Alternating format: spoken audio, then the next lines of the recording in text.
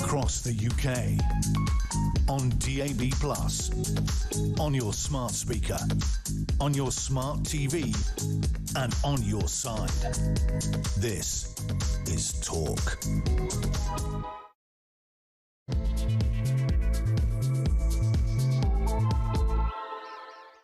A very, very good morning. Welcome to the show. I'm Julia Hartley-Brewer. Really appreciate you joining me. It's coming up to 3 minutes past 10 o'clock, and whether you are listening on DAB Plus radio or on your smart speaker, watching on YouTube or on your connected device, it is fabulous to have your company today.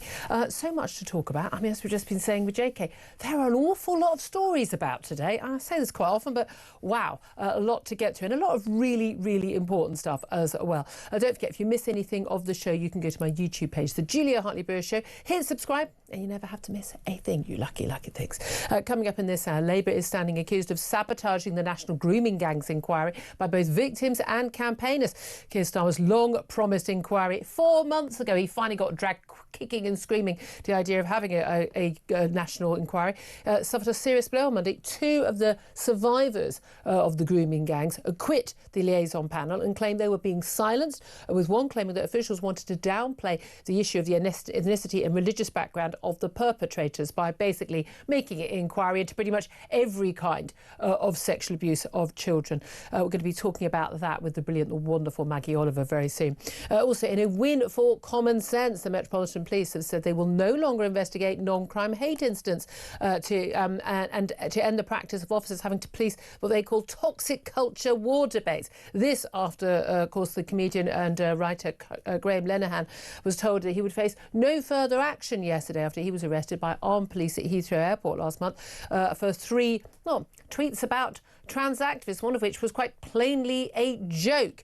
But key thing is, he hadn't committed a crime. Of course, he was never going to actually face proper charges, but they will still record those incidents. And of course, this is only the Met Police, just one of many police forces. We're going to be talking to Lord Young, the Conservative peer and founder of the Free Speech Union, about that in just a couple of moments. Plus, Prince Andrew, still in the news. He just won't go away. Crawl under the stone you came from, Prince Andrew. Oh, sorry. Andrew, Mr. Windsor. But Virginia Giuffre would have viewed Prince Andrew giving up his titles as a victory. That's what the ghostwriter of her memoir released today has said. The book, Nobody's Girl, was co-written by Amy Wallace, describes Ms. Giuffre's encounters with the convicted sex offender Jeffrey Epstein, Ghislaine Maxwell, currently serving a 20-year term in American prison for her role, and, of course, more details about allegations about Prince Andrew. He, of course, has always denied not just having sex with her, but ever even meeting her. And then he paid her 12 million quid. Of course, that's what we all do with people we've never met. But anyway, all that coming up, lots more besides. I'm delighted to say, joining me throughout the show, although it's going to throw me all day because it's not a Thursday, it's Tuesday. Don't get confused and do the wrong thing today. But Philip Ingram, MBE, former senior military intelligence officer, is here. Morning to you. Good morning to you. We've had a bit of a foxy around this week. Today's not Thursday. I know, but genuinely, it's like after bank holidays and you spend the whole week confused about what day of the week it is. Now, normally we would have a very long chat at this point, but we've swapped things around. Lots of things are changing today, and we're going to be talking to our first guest in just a couple of moments. But I would like to put a couple of questions to the audience first, and obviously we'll get your thoughts, Philip, in just a moment too. Two questions I want to ask you today, because I think they are both so important. One, Labour is accused of sabotaging the National Grooming Gangs inquiry after the two victims quit the liaison panel and claimed they were being silenced. What are your reaction to that? Also, your reaction to the Met Police saying they're going to stop investigating non-crime hate incidents. This after the Graham Linehan arrest for social media posts about trans activists. What's your reaction to that? Give us a call, whatever you want to say, and any other topic you want to talk about as well. 0344 499 1000 is the number to call. You can text the word talk and send your message to 87222. Get in touch with us on X at talkTV. Calls are charged at the national rate. Text costs one standard network rate message. And you knew that bit already because I bore you with that once an hour. Anyway, I'm required to do so. I wouldn't do it otherwise, I promise you. So much to talk about. Let's get straight to it with my first guest. I'm delighted to be joined by Lord Young. He's Conservative peer and founder of the Free Speech Union and has been such a big player when it comes to trying to tackle so many of the issues regarding non-crime hate incidents and the like. Lord Young, thank you so much for joining us. Good morning, Julia. I mean, look, good news yesterday that Graham Linehan, the comedy writer, was not going to face any further action for 3 tweets that he posted about trans activism, which were quite blatantly not illegal, quite blatantly not a crime, should never have been arrested, certainly not by armed officers at Heathrow as he got off a plane to attend another court hearing about something else entirely. But the outcry over this, particularly I think in America, seems to have created a moment where we've had a little bit of the madness has broken briefly into a moment of sanity from the Metropolitan Police. What's your reaction to their statement that they are no longer going to investigate, or they will continue to record such incidents? Well, it's fantastic news, obviously. We were slightly astonished yesterday. The Free Speech Union had paid for Graham's legal defence team, found the lawyers, and we'd already succeeded in getting some of the absurdly onerous bail conditions imposed on Graham when he was released, but still under investigation following his arrest at Heathrow. What were those conditions? One was that he wasn't able to comment on the case. It was a gagging order. We got that lifted pretty quickly. But there was another, which was that he wasn't allowed to contact any of the quote-unquote victims. But, of course, there weren't any victims because he didn't name anyone in the 3 tweets he was under investigation for. They were just generally satirical, Mickey-taking tweets about trans rights activists. So that was pretty absurd. We managed to get that lifted. And then the Metropolitan Police announced that they were going to take no further action against him, i.e. they were dropping all charges. So that was fantastic news. Champagne corks already beginning to pop, but Free Speech Union headquarters. And then came the additional bonus, which we weren't expecting, that the Metropolitan Police have decided to no longer investigate reports of non-crime hate incidents. So that was fantastic news. And because the Met is the largest police force in the country, and because Sir Mark Rowley is one of the more influential leaders of the police, we hope that other police forces will now follow suit. And this could be the beginning of the end of NCHI, something the Free Speech Union and others have been campaigning against for over 5 years. You and many of us campaigning against them, but I mean, even a former Home Secretary, Suella Braverman, basically told the police some years back when she was in office, stop investigating non-crime hate incidents. There's a clue in the name. They're not crimes. They're not any of your sodding business. You're the police. We've got quite a lot of crimes that we'd like investigated: shoplifting, phone thefts, bike thefts, got burglary, rapes, murders. I mean, those perhaps take priority. And when you've solved all of those, even then, don't spend your time on non-crime hate incidents. They've carried on anyway. And the thing is, we only hear about a few high-profile cases, don't we? You know, Graham Linehan, well-known, much-loved comedy writer. It went viral on the internet, on front pages. But actually, this is happening on a huge scale. Give us an idea of just quite how many times this is happening and who it's happening to.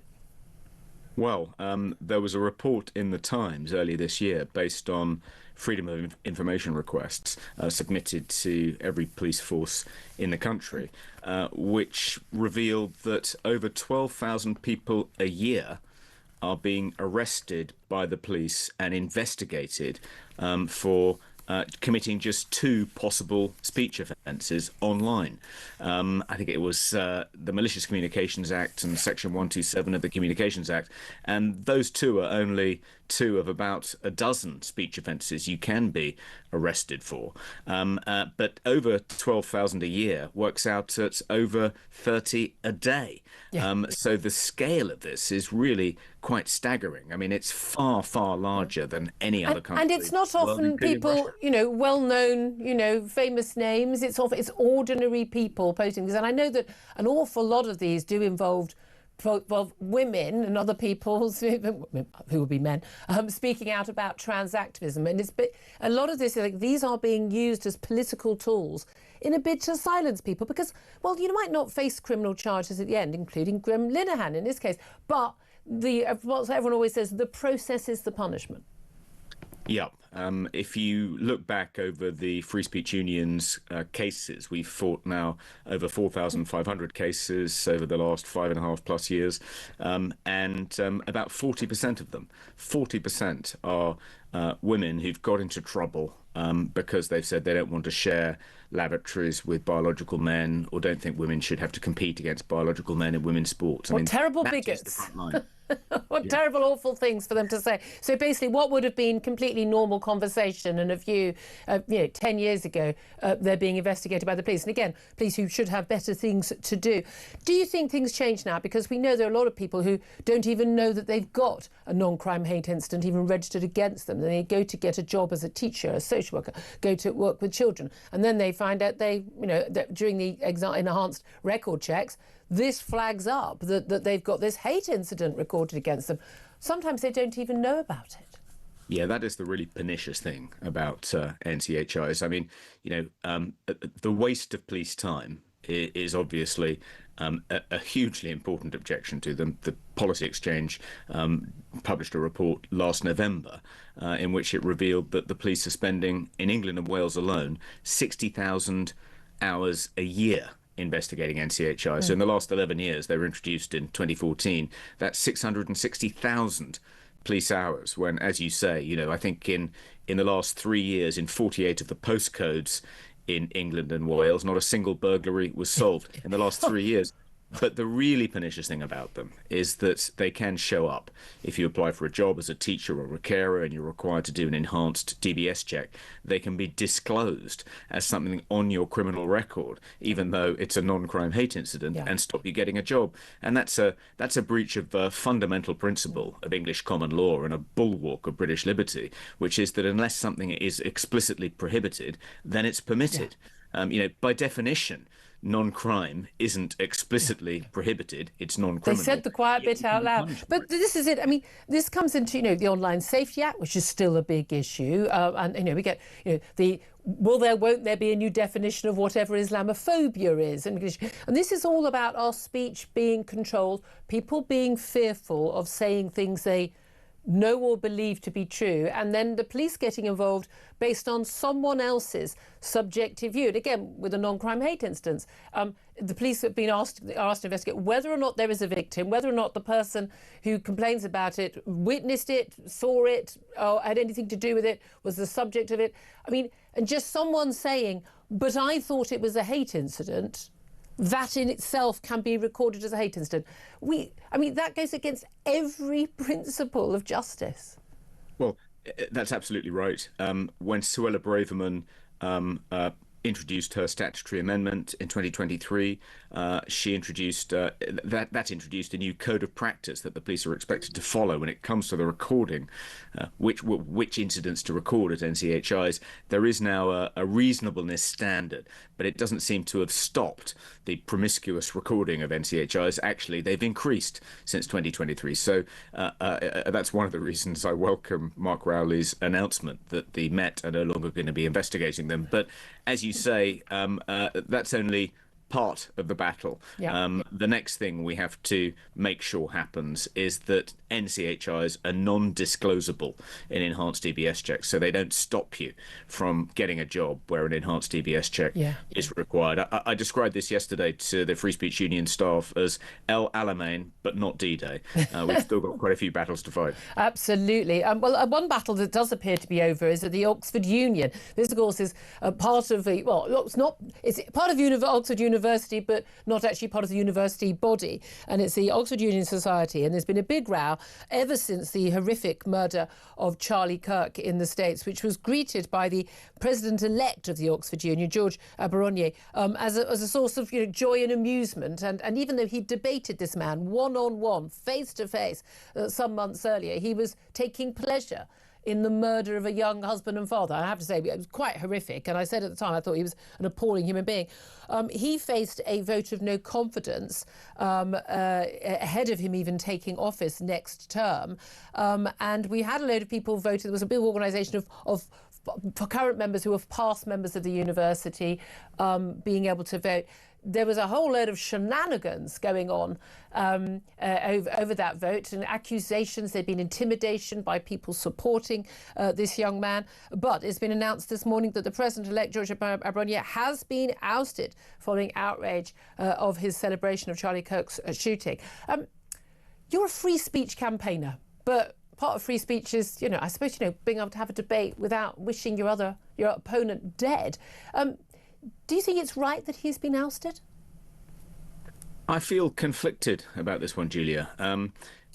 at the Free Speech Union, we quite often find ourselves defending people who've said something in a private WhatsApp chat, which is where the now ousted president-elect made his inflammatory, deeply unpleasant I mean, it wasn't very private. It was with a lot of other people. It wasn't very private. Yeah. But we quite often find ourselves defending people on the other side of the culture war to this chap, but who've got into trouble for something they've said in a private WhatsApp group that's supposedly brought their employer into disrepute. And it's quite a nebulous, quite broad standard.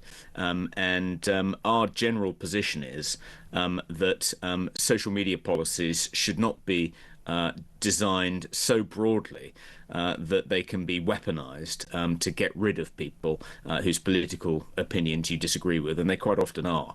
We think that, well, first of all, there should be a statute of limitations on how far back the offence archaeologists can go to dig up stuff. You've been a victim of that yourself. I've been a victim of that myself. But we also think that unless the institution can show tangible harm, that its reputation has actually been tangibly harmed in a provable way, then people should not be losing their jobs, not placed under investigation by university authorities for things they've said in chat groups, often late at night and, when they've had a few wines.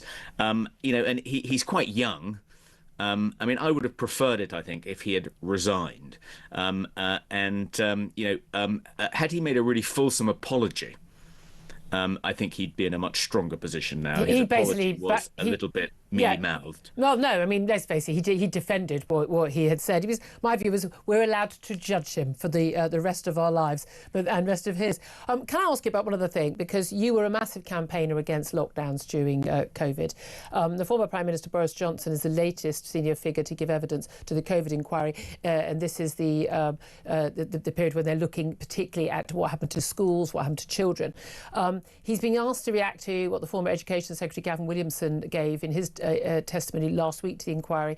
Basically said, look, there'll be no planning for schools to be closed. And again, I'm sure you and I both remember Chris Whitty and Patrick Vallance telling us and showing us graphs about why there was no point closing schools during lockdown, during COVID, because it wasn't going to make much difference to closure, to the spread, sorry. But Boris Johnson tells the inquiry that it's clear the idea of closures was being discussed and planned for by SAGE, by the Cabinet, and he absolutely says there was planning for mass school closures and is clearly defending it. What's your response to that?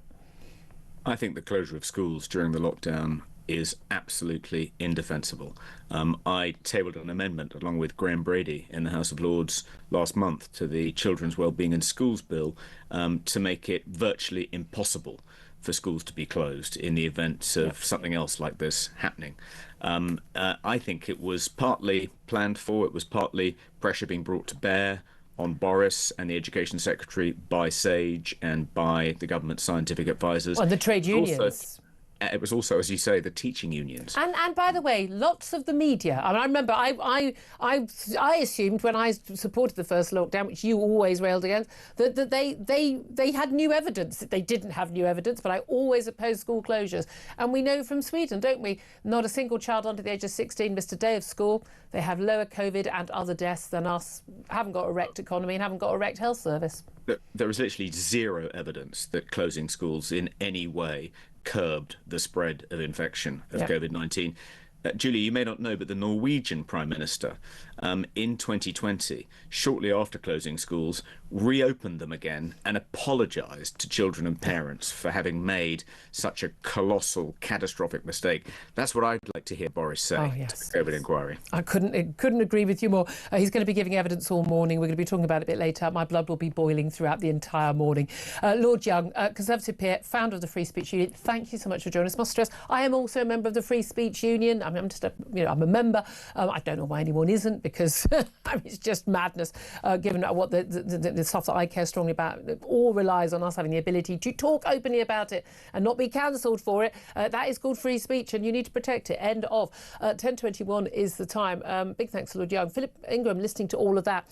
Do you want to come back in just first of all on the online hate incidents? Are you hopeful that the Met Police Chief, he's the most senior police officer in the land. He's seen sense in this. The police have realised this doesn't help them when it's on the front pages. People are worried about burglary and violence and sexual assault, and they are really not. They don't care about a supposedly hurty message on X or Facebook. Well, I'll be hopeful whenever we start to see more chief constables turning around and putting the same policy out. But every constable, every card-carrying police officer can make an independent decision. Can they, though? Well, your sergeant tells you you've got to go and arrest this guy. You can't say, I don't think I want to. But this is where this is a perfectly good incident highlighting the fact that we may have a bigger rot across our police, because the value of our police being independent, not being armed, is the independence of each individual officer when they're sworn into,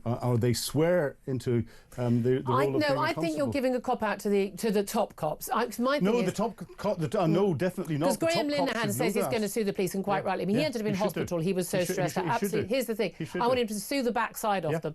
And then there's going to be, we are going to pay for the lawyers on both sides, because he'll win. Of course he will, he's banked to right. We'll pay for the payout, we'll pay for all that. And no senior police officer will lose his or her job. Yeah, and that's what bothers me. We need these people, they need to know their job is on the line. If you push for an arrest with such flimsy evidence, you should lose your job. If a top cop orders a police officer to turn around and go and arrest someone, that police officer in the office of constable turns around and says, I'm not comfortable with this, boss, and is still ordered to go and do it, then that boss needs to be dealt with. Absolutely. 10:23 is the time. I do want to hear your thoughts on this, and also on the accusations sabotage of the national grooming gangs. We will get your calls just a little bit later, because I want to have a chat with Philip as well, and we're going to, by the way, talking to Maggie Oliver, the wonderful Maggie Oliver, on the grooming gangs issue a bit later in the show as well. This is Talk. We are the home of common sense.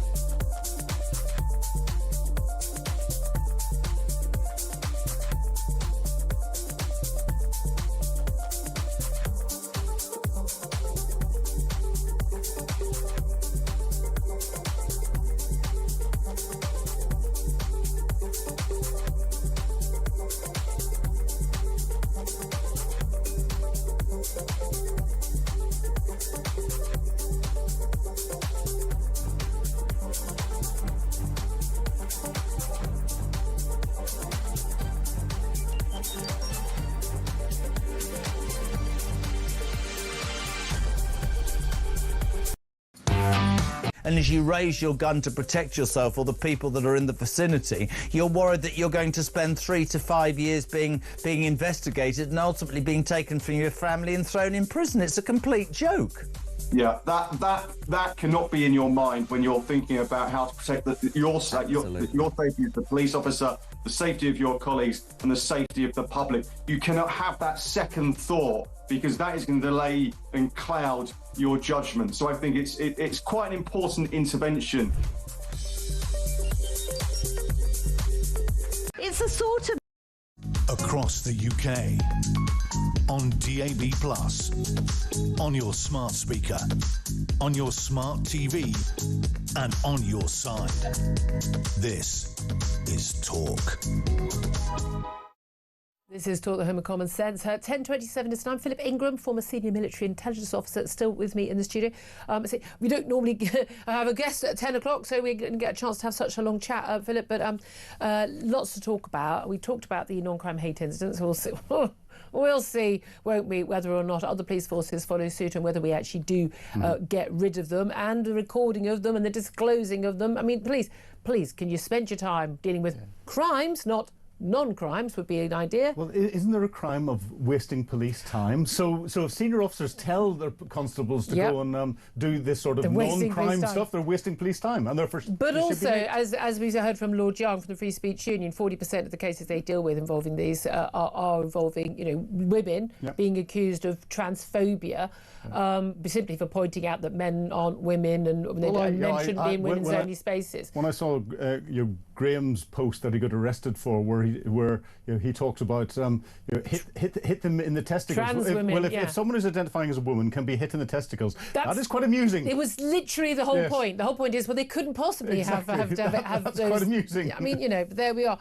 But this is the thing. But it's all subjective. But the point is, people who do make those complaints should be told you are wasting police time. If you make another complaint, you will be arrested yourself. That's what we need to do. We need to have the blowback. That's the crucial thing. Let's also talk about the sabotaging, the allegation of sabotaging of the grooming gangs inquiry. Now, it took 4 months for the Prime Minister to finally be dragged kicking and screaming to agreeing to a national statutory grooming gangs inquiry, because the point was made that it can't be local councils investigating what happened in their own area, because we know the local councils were part of the cover-up of the grooming gangs. Now, we've seen yesterday 2 of the victims, now survivors, obviously Fiona Goddard and Ellie Reynolds. They both resigned very publicly from the victims' roles in the liaison panel, saying they were being silenced. They were part of the role of just helping to find a chair. 4 months, they haven't found a chair. These inquiries are always chaired by a top KC or a top judge, okay? And apparently the people they're looking at are people who are senior former social worker and a senior former police officer. So the 2 groups who are in authority, who are accused of being people, the organisations which deliberately covered up the grooming gangs issue because they didn't want anyone to think they were racist or Islamophobic, because it was basically largely being perpetrated by Pakistani Muslim men, and they just... we'll just let all these white girls carrying on being raped and abused and beaten and tortured. Not a problem, because we don't want to be accused of being racist. It's not going to work. It's just not going to work. And these girls, these former victims, girls, now women, of course, they basically said, look, we're being silenced. They're bringing in, they're looking at people who are totally the wrong fit for this inquiry. And yet again, I mean, this is dragging on again. We're talking about this. This has been going on for 20 years. It's still going on right now. Accusations that Sadiq Khan, the London mayor, is covering up what he knows about clear evidence that there are grooming gangs in London. Why wouldn't there also be grooming gangs in London? And nothing's happening. Why did they want it to go away so badly? Well, the current government, we have to blame the previous government for not getting the inquiries going. Absolutely. But the current government wants it to go away so badly because a large proportion of the councils are Labour-run councils, and a large proportion of the seats for Westminster that the accusations are coming from are marginal seats for individuals that Labour think are stars or up-and-coming stars or important people in the party, and they don't want them to lose their seats. It's really that simple. It's down to internal party politics. And here's the thing, this ties in with the next point we just touched on, because we're going to talk to a guest in a moment, but Prince Andrew and all the allegations against him, having sex with Virginia Giuffre when she was 17 years old, when she was being trafficked by his big mate Jeffrey Epstein, convicted, paedophile, teenage prostitute trafficker. I mean, just he's denied any wrongdoing and then paid 12 million quid to the woman who claimed he'd had sex with her, even though it would have been totally illegal in this country for him to have had sex with her. She was above the age of consent. But who hasn't? Surely you've paid 12 million quid out to someone you've not met. Surely. Oh, frequently. Okay. I mean, you've got to ask where the 12 million came from. Okay, because no, you can't ask that. Yeah, well, the Queen had to basically pay it because he hasn't got any money. Which is weird because he's not been paying rent on Royal Lodge for 2 decades. But again, this is a story that the royals want to go away. The government everyone wants this story to go away as well because it's all embarrassing. Because who knew what when? And one of my issues is, I think clearly Prince Andrew knew perfectly well what Jeffrey Epstein was. So did Sarah Ferguson, and they didn't care. I think there is a lot more stuff that's going to come out, and there's a lot more that's going to come out in these emails that are gradually coming out of America. There are so many other issues in terms of this. I couldn't care less whether he's got his title or hasn't got his title. I object to the fact he's apparently a very rich man who can afford to do goodness knows what and fly around the world, but can't afford to pay rent on a property which is owned by the Crown Estate, which is supposed to provide money to us, but also again, this is about a cover-up. This is about everyone just hoping it goes away because it's embarrassing. That is not how justice should be done. Correct, it's not how justice should be done. And we've got one individual who's been grooming young people, who is being rightly vilified across the front pages, but we've got tens of people in marginal seats who are not being vilified and given the same sort of level of publicity because one is a public figure and the others were part of grooming gangs. We've got double standards across the board here with everything that's going on, and a lot of those double standards are down to the press. The press should be hitting the government hard for covering up the grooming scandals in the same way that they're rightly hitting Prince Andrew, who everyone that I know who's met him has always said he is one of the most obnoxious individuals they've ever Not come against across. the law being obnoxious. No, though. it's not. But I mean, that's how I've got away with it all these years. He was unpleasant, obnoxious, and he entitled. More than entitled, and not like any of the other members of the royal family. I've met a lot of them, and they are lovely and they're really nice, but the stories that come out about him, no. And he this is really, true. He really I think there are needs plenty of people want to see him go. But again, it's he has denied any wrongdoing. He's not actually been accused of any crimes. But again, I don't see. I mean, this ain't going away. But the media aren't going to let it go now. I mean, and the public hate him. That is certainly the case. Look, I want to talk about that and also about grooming gangs with a guest in just a couple of moments, a child safeguarding consultant and former detective Jonathan Taylor. We'll take a quick break. I promise we will get your calls. We just got a bit of a topsy-turvy first hour. So do get in touch. Your thoughts on all the big stories we're talking about. 0344 499 1000 is the number to get in touch. This is Talk.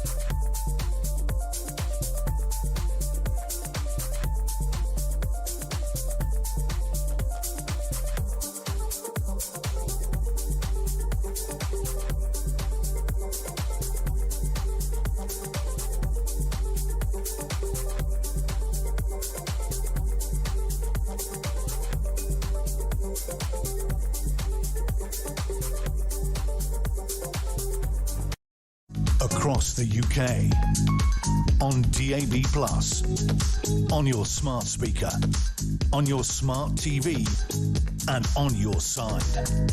This is Talk. Morning, welcome back to the show. 10:37 is the time. Let's talk about these grooming gangs and, well, the accusations that Labour is trying to sabotage the grooming gangs inquiry. Let's talk to Jonathan Taylor. He's a child safeguarding consultant and former detective, spent 15 years in child abuse investigations. Good morning to you, Jonathan.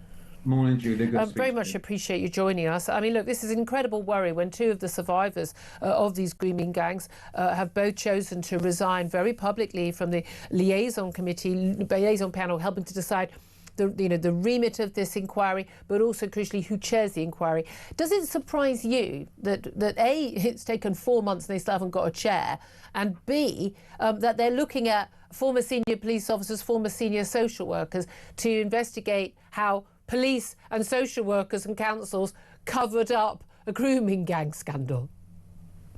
Yeah, to a degree. However, when you consider that obviously the previous inquiries, what's been said is there have been widespread systemic failures, and you can virtually look at every part of society, whether that's councils, police forces, NHS, churches, schools, etc. So therefore, who are you going to put in place? Well, a senior judge would be the first choice, surely? Yeah, but we also know that if you go back, if you've worked in this area, that there's been people from the legal side have also been part of this. Yeah. This is the problem we've got, Julia, that in fact it's so widespread that you will have anybody from any walk of life, any profession, who at some stage been involved. Yeah. So you could use this. Now, what Fiona Goller did say was quite right. How can we trust these people?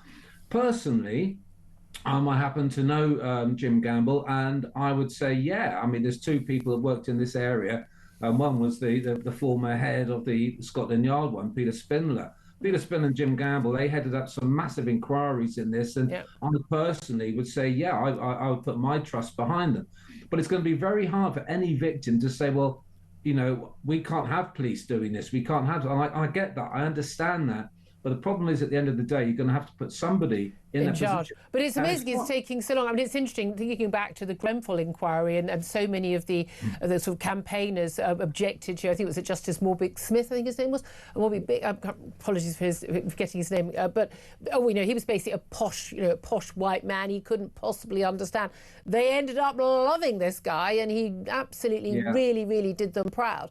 So it is a bit unfair, to tarnish everyone with the same brush. But you can understand their concerns about, well, if you do ask questions of those who are the candidates, these are the sort of questions we expect you to ask. I would have thought these women, they can sodding well decide what questions they want to ask. The whole point is that they're not coming at it from a sort of a professional perspective. They're coming at it from the perspective of those who've actually been abused. Yeah, well, that's going to be my next point. I think if you speak to Fiona and Eliane, that the fact is that if you look at these inquiries and where you would start it as a former detective, you're going to speak to the victims. Yeah. They're the ones that you're going to go directly to. Forget all the councils, forget them. Let's speak to the victims. Let's get everything put in place. Exactly what happened, when, exactly. I mean, Maggie will be on later, and she'll say, you follow the evidence. We get the evidence from the victims, so deal with the victims first. Yeah, get their version. Well, version of events which is going to be more likely to be the most accurate one. Well, Maggie Oliver, I mean, she's written a public letter, pointing out that, none of the victims and survivors that she pulled together to speak to Baroness Louise Casey when she did her sort of rapid review about whether or not there should be. It was basically the Prime Minister's get out. I was like, oh, we're not having an inquiry. Oh, OK, we'll get Louise Casey to look at this, and she'll say we need to have one, and then we can change our mind and we've got cover for it. But Louise Casey's got a really, really strong track record of telling it like it is. And she met with these young women, and she was very, very, very clear, absolutely, there had to be a full inquiry. But none of the women who met with Baroness Casey have been invited to have any role whatsoever.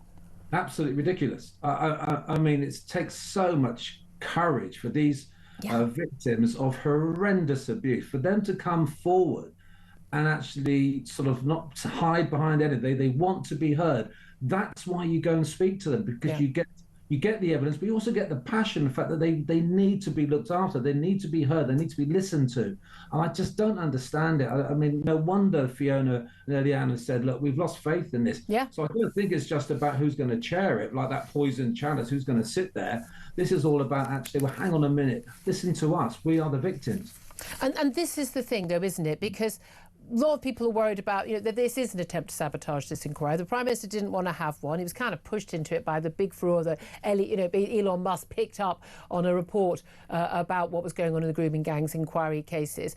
We know the victims have been crying out for years. And people say, oh, well, people didn't know. Yeah, they did. Everyone sodding well knew. They just didn't want to do anything about it. It was all too difficult because too many people at senior levels were involved in the cover-up. And we know why there was a cover-up. There was a cover-up because people, lots of people who wanted to be woke, wanted to be nice, felt a bit uncomfortable about the fact that the men involved in this were predominantly Pakistani Muslim men, and they were targeting predominantly white girls because they saw them as trash. This came out in evidence in court that this was how they viewed these girls. They were easy prey, they had no value, and that's what happened. Now, we all know that it's a white majority country. The majority of paedophiles and sex abusers in this country will be white men. We know that. However, there wasn't a deliberate policy to not prosecute and to not stop those men doing that in the way that there was with the Pakistani Muslim grooming gangs. And that is what the issue is. There was literally a decision made,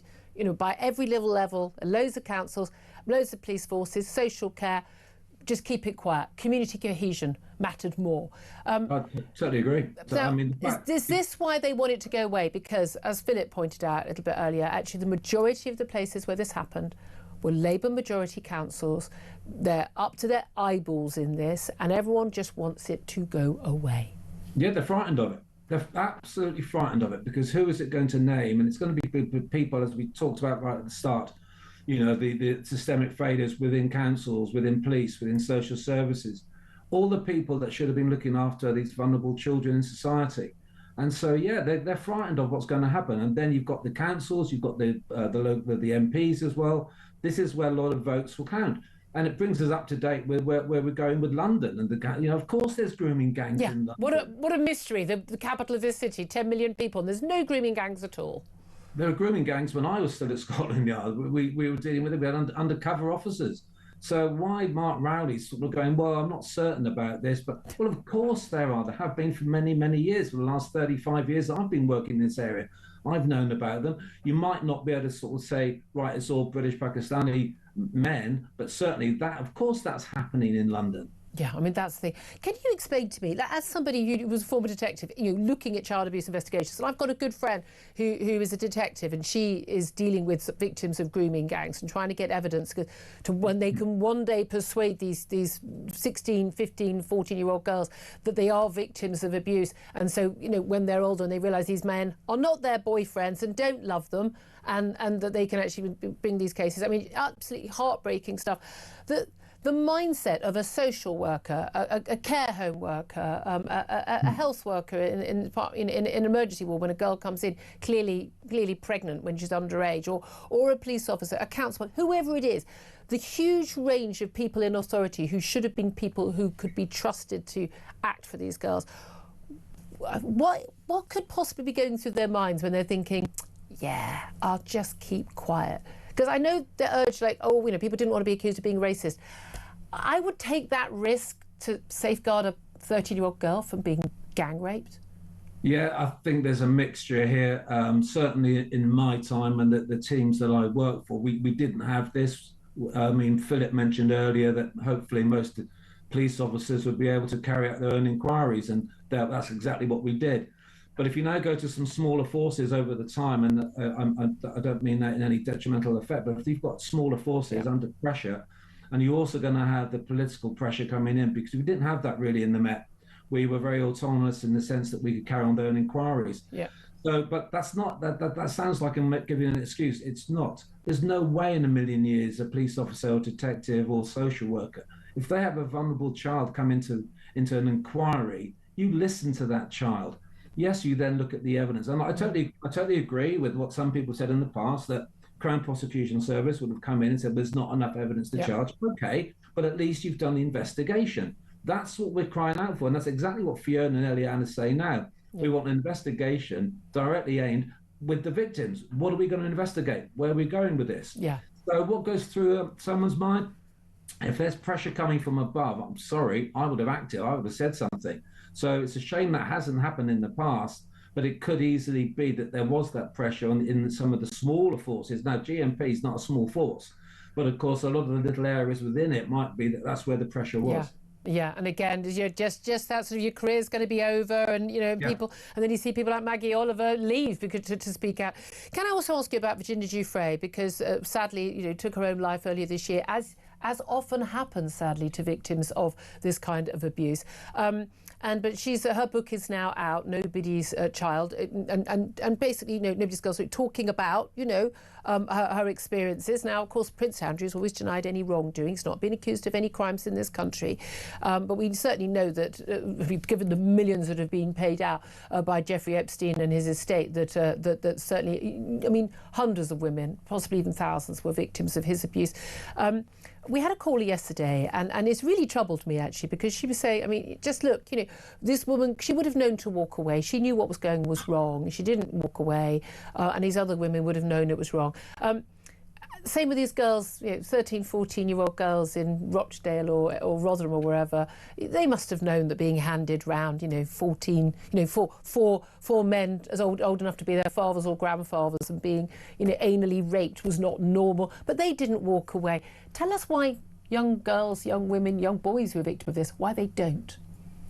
Well, they're getting brought into it. And obviously we know from Nobody's Girl and her memoirs that she was, unfortunately, a victim of sexual abuse from a very young age. Yeah. But of course, the reason they're getting brought into this because they're groomed. And the grooming process is one, when it first starts, that most victims will enjoy. You're talking about gifts. You're talking about compliments. You're talking about love. Then they suddenly realize that actually this isn't the case. And what we know from the memoirs is that there were a lot of threats to her family, that we know where your brother goes to school. Yeah. So now there's all this guilt trip. If you don't do this, no one's going to believe you anyway. Yeah. Power struggle. And that's what the interesting thing is. You'll always hear from people like myself and Maggie, etc. It's about power. Yes, it's about sex and sexual exploitation, but it's about power. Yeah. And when that power is wielded like it is here, by these very powerful individuals, you're talking celebrities, you're talking billionaire. Yeah. Exactly. The money's going in there where they can't walk away. This is the problem. And it takes somebody very brave, like Virginia, like Fiona, like Eliane, to say, right, I'm going to get out of this, and I am going to say it, and I'm going to speak up about this. Absolutely. This takes bravery, but it's not as easy as what people think. Absolutely. Jonathan Taylor, so appreciate you joining us. Thank you so very much indeed. Child safeguarding consultant, former detective. I'm going to get Philip Ingram's thoughts on this in just a couple of moments. Going to get to your calls as well. Give us a call. Let us know your thoughts, whether it's about the grooming gangs, the cover-up and the sabotage that appears to be going on, and indeed the Met Police. Just one police force, but the largest one, saying they're going to stop investigating non-crime hate incidents after Graham Linehan was told he will not face any further action because he hadn't committed a crime. 0344 499 1000 is the number to call to get in touch. This is Talk.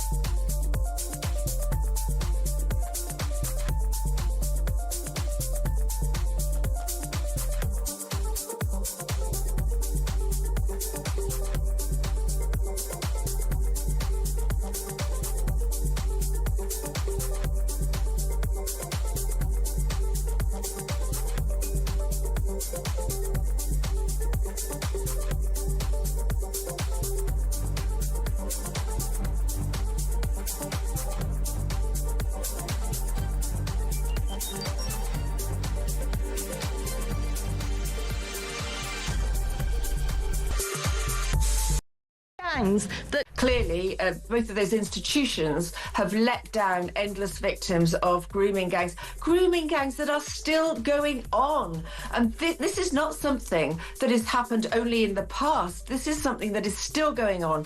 Girls and possibly young boys as well, but certainly girls are being abused, they're being raped, they're being drugged. This is still going on. And you know, I have to say this. I have to say this, and again, I salute your party in the work that you're doing on this. Across the UK, on DAB+, on your smart speaker, on your smart TV, and on your side. This is Talk. This is Talk, the Home of Common Sense. 10:53 is the time. Philip Ingram's still with me, former senior military intelligence officer. So we still need a shorter title for you. It's bad enough saying my name half the time. But him over there. Him over there in the pink jacket. Just come back in, if you would, on the grooming gangs and this claim of sabotage, because I have no doubt at all that is what's going on right now. Certainly there's sabotage going on from a political perspective, because I don't know both candidates who are being run to head this. I do know Jim Gamble, and if Jim Gamble gets in, and he was it CEOPS? He set up CEOPS, Child Exploitation and Online Protection Centre. We've had him on the show plenty of times. He is one of the global renowned experts in child exploitation, and he's someone who is straighter than anything that I've ever known. Oh, well, they won't want him then. Which is why he will scare the hell out of all of the politicians, all of the senior police officers. You need someone who's going to tell it like it is. He isn't worried about a future job. He will tell it exactly not about as getting it in the is. right club, or I don't know Anne Hudson, so I can't comment on her, but I do know Jim, and Jim would be superb in that, and someone that would scare the politicians. Well, otherwise, what's the point of having the inquiry? Well, let's go to your calls on this. 0344 499 1000 is the number. Herbie is called. He's in Harrow. Hello, Herbie. What do you want to say? Well, good morning, Julia. Morning. Well, we need a woman on this inquiry. No, nothing other than a woman. And yourself could be a good promoter. I've got to be. I mean, genuinely, if they haven't got anybody, I'm happy to do it. God knows I don't want to know the horrific details. But this is the thing. I do think you often get into this situation where people feel like they can't trust any man, which is terrible. Well, it's true, but Julia, a woman will understand more than a man would about what these girls went through. I don't know. Well, I don't know. I think so. Sarah Putin will be an ideal candidate as well. We need somebody that's got... Sarah Putin, you mean the reform? Yeah. She speaks so she sees it, and I think it's somebody like that we need. Somebody that's not going to butter up and say, "Oh yeah, okay," I want somebody who genuinely doesn't care about getting a title or a peerage later on or anything like that. They literally just like they've always got. I mean, I would trust someone like Baroness Casey running it. I really would. But I think the idea is that it needs to be a senior judge, Casey, something like that. Herbie, thank you very much. I do think it's awful the idea that people think it has to be a woman. I think that we are in a place in society which is very sad there. Let me go to Ricky, who's also on the line in London. Ricky, you want to talk about non-crime hate incidents and why the police say they're no longer investigating them. Well, Met Police anyway. Yeah, could I also just speak about the grooming? Yes, please do. If you'd humour me. Anyway, good morning, Julia. Good morning, Philip. Good morning. Okay, then, regarding the non-crime hate incidents, Julia, nobody's noticed and nobody's pointed out that most of these are generally made against people with views on the right side of politics. Funny that. I mean, that's across the board, isn't it? Yeah. I mean, so that makes it politically motivated, which is in itself a crime. I think basically it's subjugation by the government and the establishment, to keep people with right views. Well, it's the fact that as Toby Young pointed out a little bit earlier, the former Home Secretary Suella Braverman basically said, look, stop doing this in 2023, and then there have been more of these investigations since then than before, which tells you something. It's subjugation, Julia. I mean, it's shutting us down. It's deliberately meant to shut people up. Yeah. When have you ever give me one instance where someone with left-wing views have complained of a non-crime hate incident against them?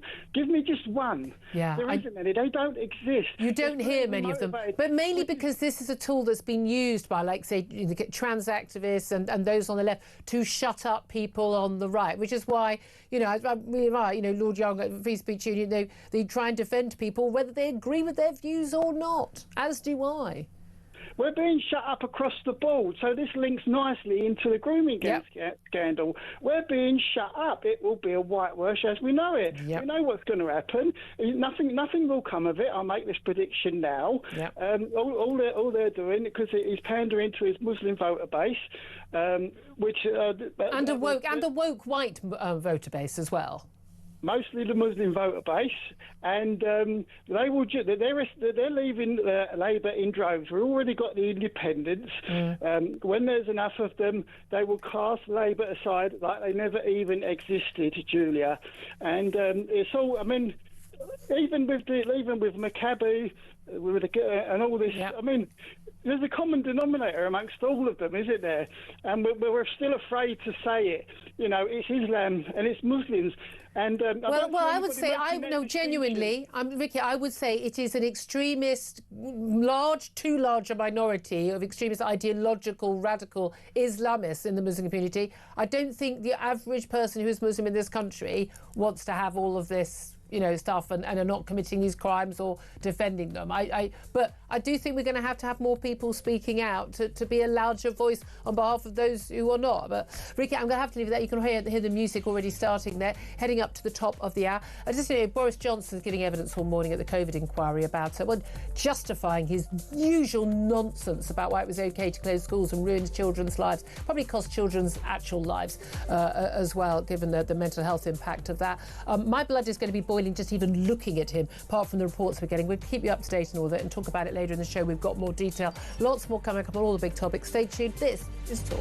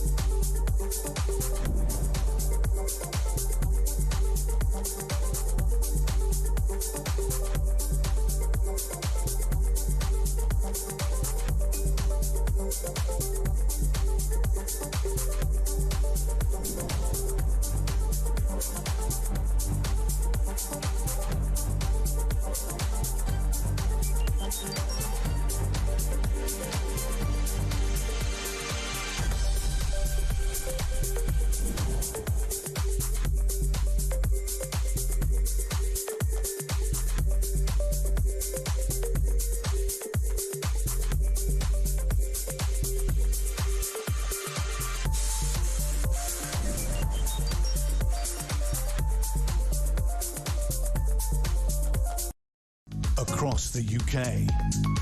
On DAB+, on your smart speaker, on your smart TV, and on your side. This is Talk.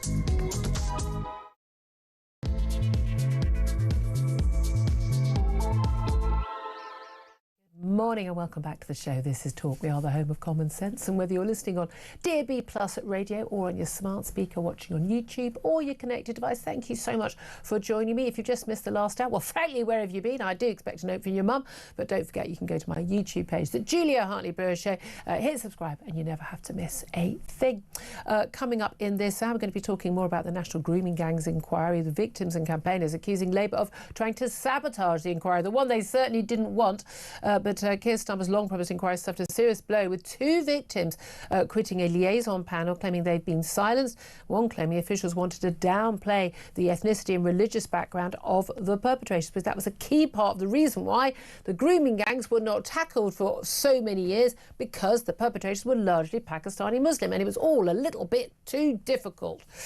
We're also going to be talking about the COVID inquiry. The government went too far by limiting the amount of time people were allowed to spend outside during the COVID pandemic. That's what England's Chief Medical Officer, Professor Sir Chris Whitty, told the COVID inquiry yesterday. Shame he didn't mention it at the time, eh?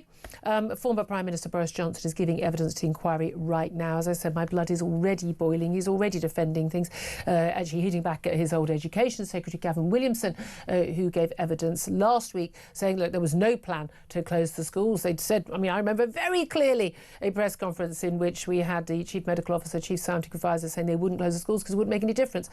But the Prime Minister is giving his usual nonsense, sitting there with his, frankly, his stupid hair, justifying the horrific damage he did to this country.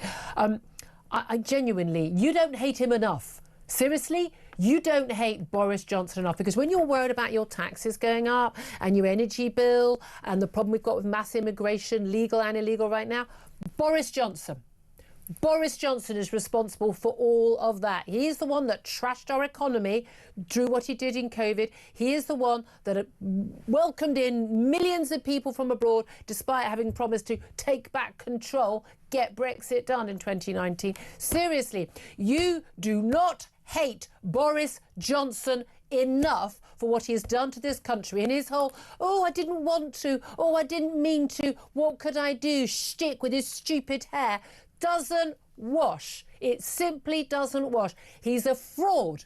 He is an absolute, total and utter lying fraud. He did this to us because he was weak and hopeless. He didn't stand up to the, by the way, equally responsible mainstream media pushing for lockdowns. He didn't stand up to the medical advisors and everyone else. By the way, they're now saying, we didn't want to do any of this. Well, in hindsight, they had all the information in March 2020 and they did it all anyway. They put masks on our kids for 8 hours a day. They had our kids out of school, missing years of education. They have damned our children mentally and physically and academically for decades. They have damned this country's economy for decades. They've damned our health service for decades. And they're all saying, we didn't mean to. Sorry, you were in charge. It's on you. I'm not got a single minute for these people. I'm going to have to take a break to get over this. I am literally just seeing his face on the television. Just seeing his face on the television. I've got screens above me is enough. But anyway, we're also going to talk about NEETs, a load of people out of work. I wonder why that's happening. They're all claiming to be on the sick and disability claims. Also, Boris Johnson's fault. Do you want to have your say? Give us a call, 0344 499 1000. If you're one of his mates, one of his many defenders, go on, Nadine. Go on, Nadine Dorries. Give us a call about why you still think he should be Prime Minister. I'd love to hear from you. Lots of stories I do want you to call in on, though. Genuinely, I have such a visceral reaction to that man and his lies. I really, really do. We're also talking about the National Grooming Gang scandal and the whitewash of that and the attempt to basically sabotage it. I'd love to hear your thoughts on that. I'd also want to hear about non-crime hate incidents. The Met Police, biggest police force in the country, but still the only one now saying they will not be investigating non-crime hate incidents. This after Graham Linehan, the comedy writer, was told he wouldn't face any further action for social media posts against trans activists, which, by the way, were not remotely criminal, and no one with half a brain would have thought they were criminal. It's never going to be a criminal action. He's going to be suing the backside off them quite quite rightly, we're going to pay the penalty for that. We'll pay for all the lawyers. We'll pay for the compensation. But no heads are going to roll. I want to hear your thoughts on all of that. Give us a call, 0344 499 1000. Text the word talk and your message to 87222. Get in touch with us on X at talkTV. Calls are charged at the national rate. Text costs £1. Standard network rate message. Right, Philip Ingram, I'm going to let you talk wherever you want to talk about in this section, because I'm genuinely still fuming. I'm on the TV. Yeah, I can't look at that man's face anymore. Yeah, I've got something to do before you let me talk. Hang on, it's your dinner party list for Saturday, and I've just taken Boris's name off it. He's not on the Christmas card list, I'll tell you that. Well, that's the next list that I have to adjust. It's done to our children. So I think I've picked up that you're not a Boris fan. Listen. We've actually got a dump. We've got a dump button. So this thing like, if someone libels someone or someone comes on air and just says horrible words and things, we can just you can just 15-second delay. Yes. Genuinely, I'm absolutely genuinely not to swear during that was quite a feat. But I can tell you the off-air version would be very, very different.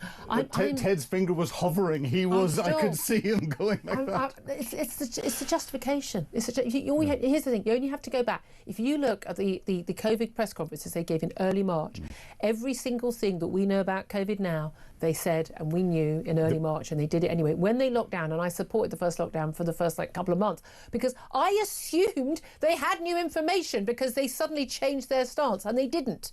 They lied. They lied. Two things. They should all be in prison. They should all be in prison. The COVID inquiry is not going to achieve anything, and it's a complete and utter waste of time and money.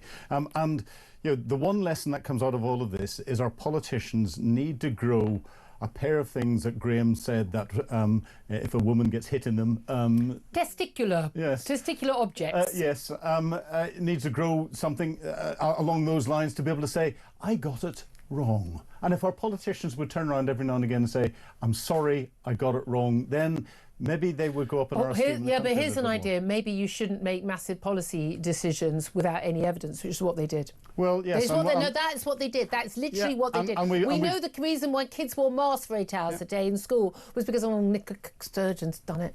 So we'll have to do it. I mean, that's not a good reason for putting masks on our children for 8 hours a day. All of this is down to, and it's come out, a lack of planning for school closure, so a lack of planning. And we've got a current government... Well, they weren't planning for it because they weren't going to do it because it was a stupid thing to do and it wasn't part of our pandemic plan. Our politicians need to learn to plan. The value is not necessarily in following the plan, it's going through the process. No, there was a plan and we ignored the plan. And you know who followed the plan? Sweden. Sweden followed the plan, and which is why they had fewer COVID deaths overall. They had fewer other deaths. They didn't trash their economy. Children didn't lose their education. They didn't close down their healthcare service. Life carried on. Relatively normal. They've got a good, healthy outdoor lifestyle as well. Yeah. Anyway, and breathe. Right. What else is going on? No, well, this is the thing. I mean, this is the thing. It's kind of like it's in the past. Move on. But actually, it's kind of what happened in that period has had such long-term ramifications for trust in the police, trust in government, trust in science, children's education, mental health, physical health, our welfare claimants, our national debt. It's literally every single aspect of our life now that we are concerned about is as a result of that period. And this is why I'm so concerned that the COVID inquiry is not going to achieve anything, because one of the single biggest threats to our security, to our future as a human race, is what the World Health Organization refer to as Disease X. It's the next pandemic that's coming through. Yes, it's going to come out of China because America is funding China to do this sort of stupid research. If we haven't looked at the practical lessons, then Can I just say, we're not prepared also a bit concerned about the old asteroid. Well, no, it's going to hit. I'm just saying. And on that note, on a Tuesday morning, no, but that's the reality. No, it's not in the next hour. Not today. Otherwise, let's carry on normal. But here's the thing: let's make life good until then. Another inquiry that's nothing good is going to come out of the grooming gangs inquiry, forced on the Prime Minister. Absolutely. Thanks Elon Musk for that. We have a problem in this country with grooming gangs. We have a problem with people covering up grooming gangs because they don't want to be called a racist because they were largely Pakistani Muslim who were targeting white girls for that very specific reason. They were white. They were therefore worthless. We have now seen 4 months on. We were talking about on the show a lot, was it a week or two ago? Like, it's 4 months. What's happened? Now we know one of the reasons why they've not been able to find anybody is they can't find somebody who everyone will agree they can trust. Fiona Goddard and Eliane Reynolds are two of the survivors of of these grooming gangs who have brought cases. They have both quit in the last couple of days from the liaison panel, basically saying, look, we're being silenced, we're being told what questions we can ask of potential chair, and basically they're trying to whitewash it by trying to extend it to any sort of gang groups and not this particular style. But the key thing here is, yes, of course there's other grooming that goes on, and of course, this happened in schools, and there are, of course, the majority of perpetrators in a white country will be white men. Of course they will be. But the key thing here was that these men were not challenged, they were not arrested, it was not stopped because of their ethnicity and their religion. Yeah, and this was systematic, and the cover-ups go through all local society and go higher. And this is where you need someone who, as you've said, is not worried about getting a gong out of it, not worried about their longer-term career, who will do a good job, who is not going to be influenced by other things. And as I said, of the two candidates, Jim would fit that completely. And one of our callers raised concern, said, no, it needs to be a woman because they can relate to the victims, the children. Yeah, I don't agree with that. No, Jim has dealt with children who've been victims through his position with CEOP for many years. Explain CEOP what it is. CEOP is the Child Exploitation Online Protection Centre. So a lot of the grooming starts online. Yeah. And what we see with the international paedophile rings and all the rest of it, Jim has been central to gathering the evidence. He knows how they operate. He's one of the good ones. He's one of the very good ones. Yeah, well, my view is if the victims aren't happy, you say, we're going to talk to Maggie Oliver, who's a crucial whistleblower on this, and in Manchester. I think if Maggie ain't happy with them, I'm not happy with them. Yeah. I'm willing to take her lead on this. But it all depends what they've been briefed on these two individuals. Yeah, because, absolutely. I do know Jim.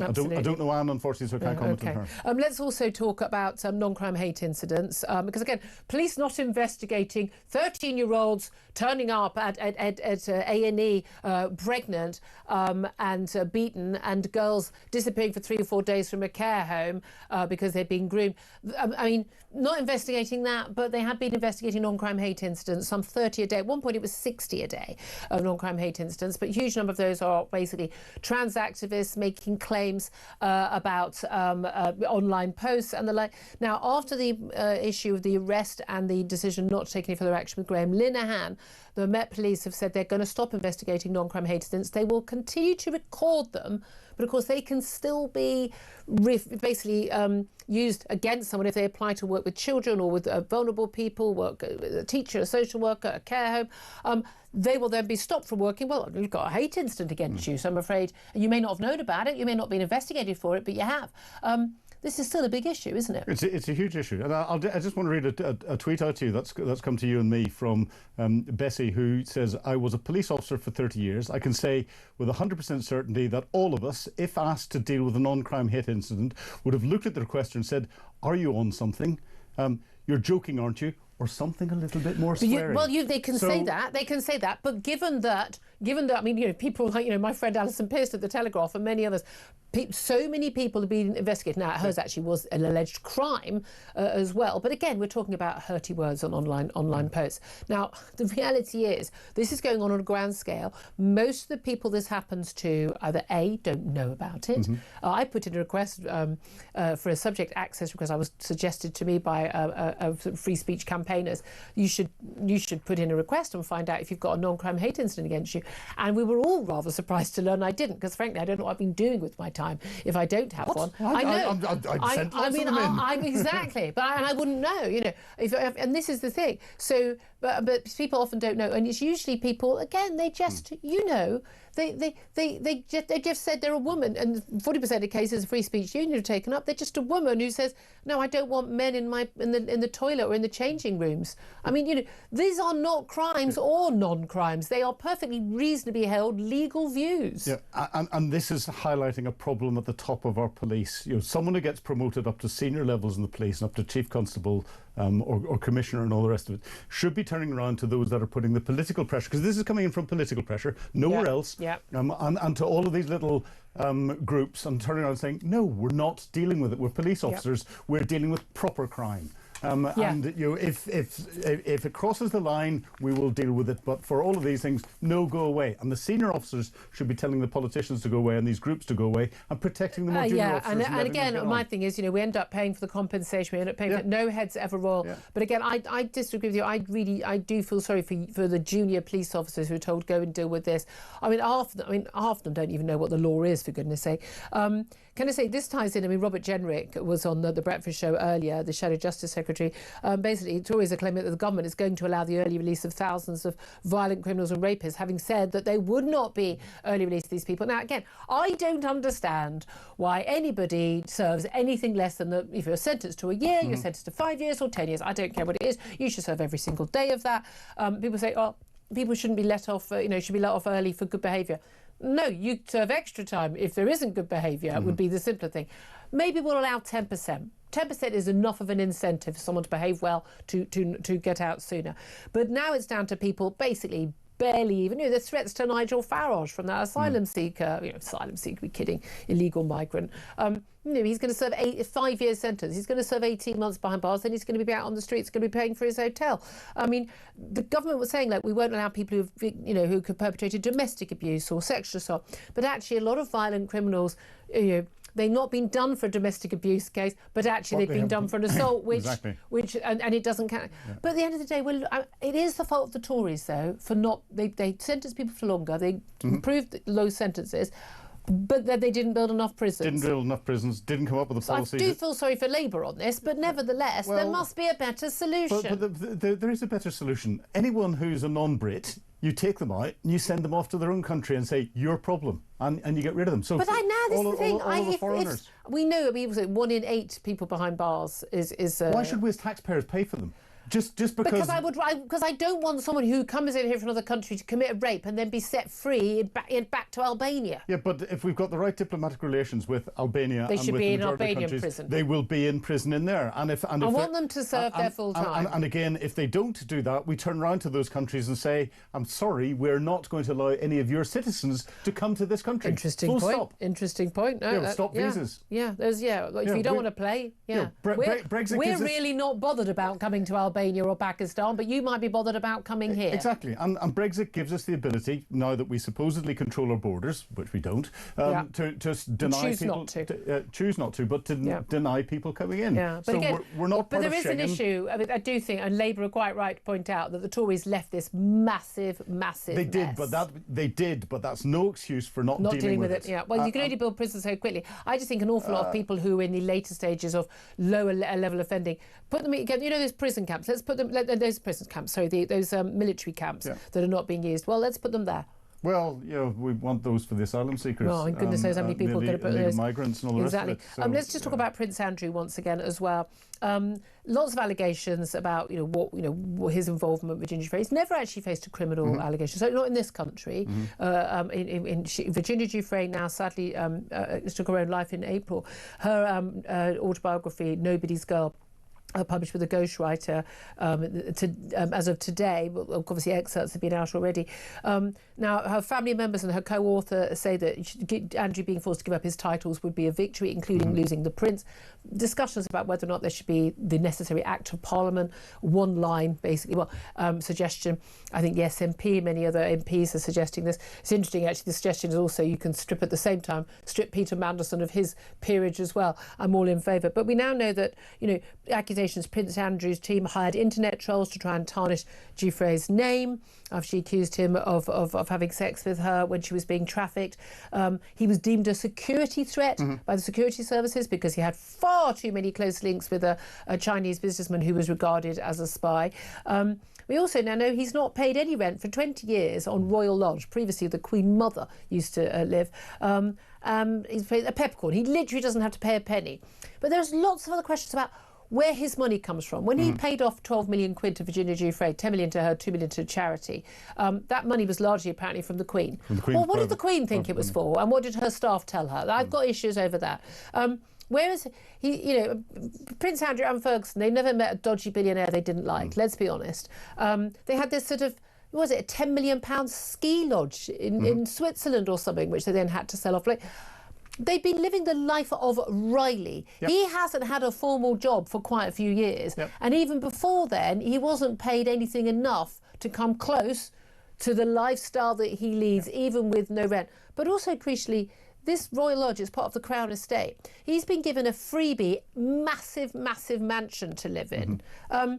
Not paying rent, even though the Crown Estate is managed on behalf of the British public. They're supposed to charge rent and make sure that it makes money for because the public end up paying.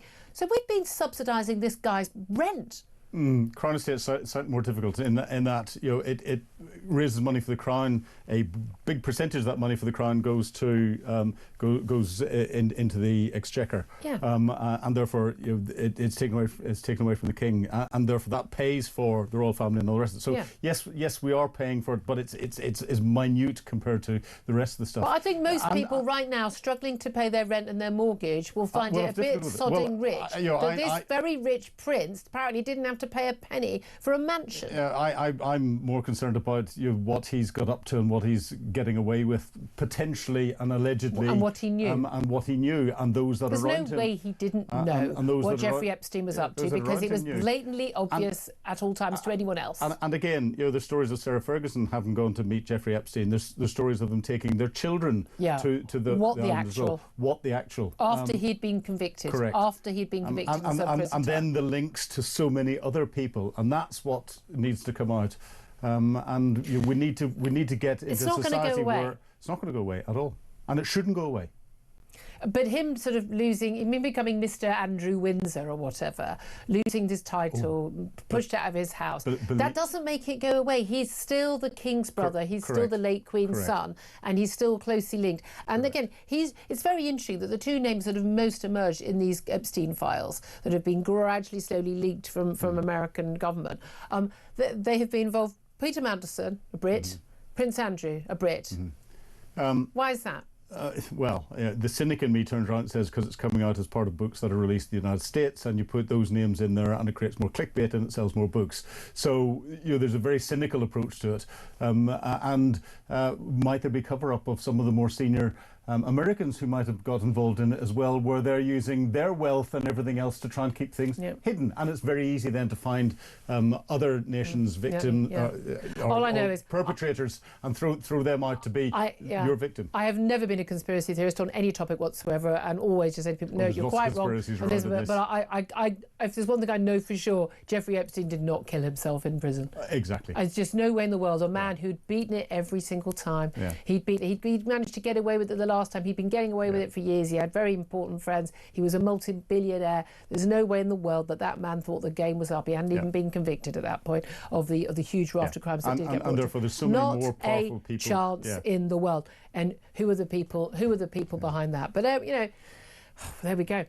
Got lots of calls on the board. Can't wait to get to those. We found a caller, Dave, who apparently hates Boris Johnson more than I do. That's quite a feat, Dave. I'm going to ask you to prove that in a few moments. Love to hear your thoughts on non-crime hate incidents being dropped as investigations by the Met Police, not by anyone else, just the Met, but they'll still record them, but also the sabotage of the grooming gangs inquiry, and anything else you want to talk about as well. Do get in touch. This is Talk.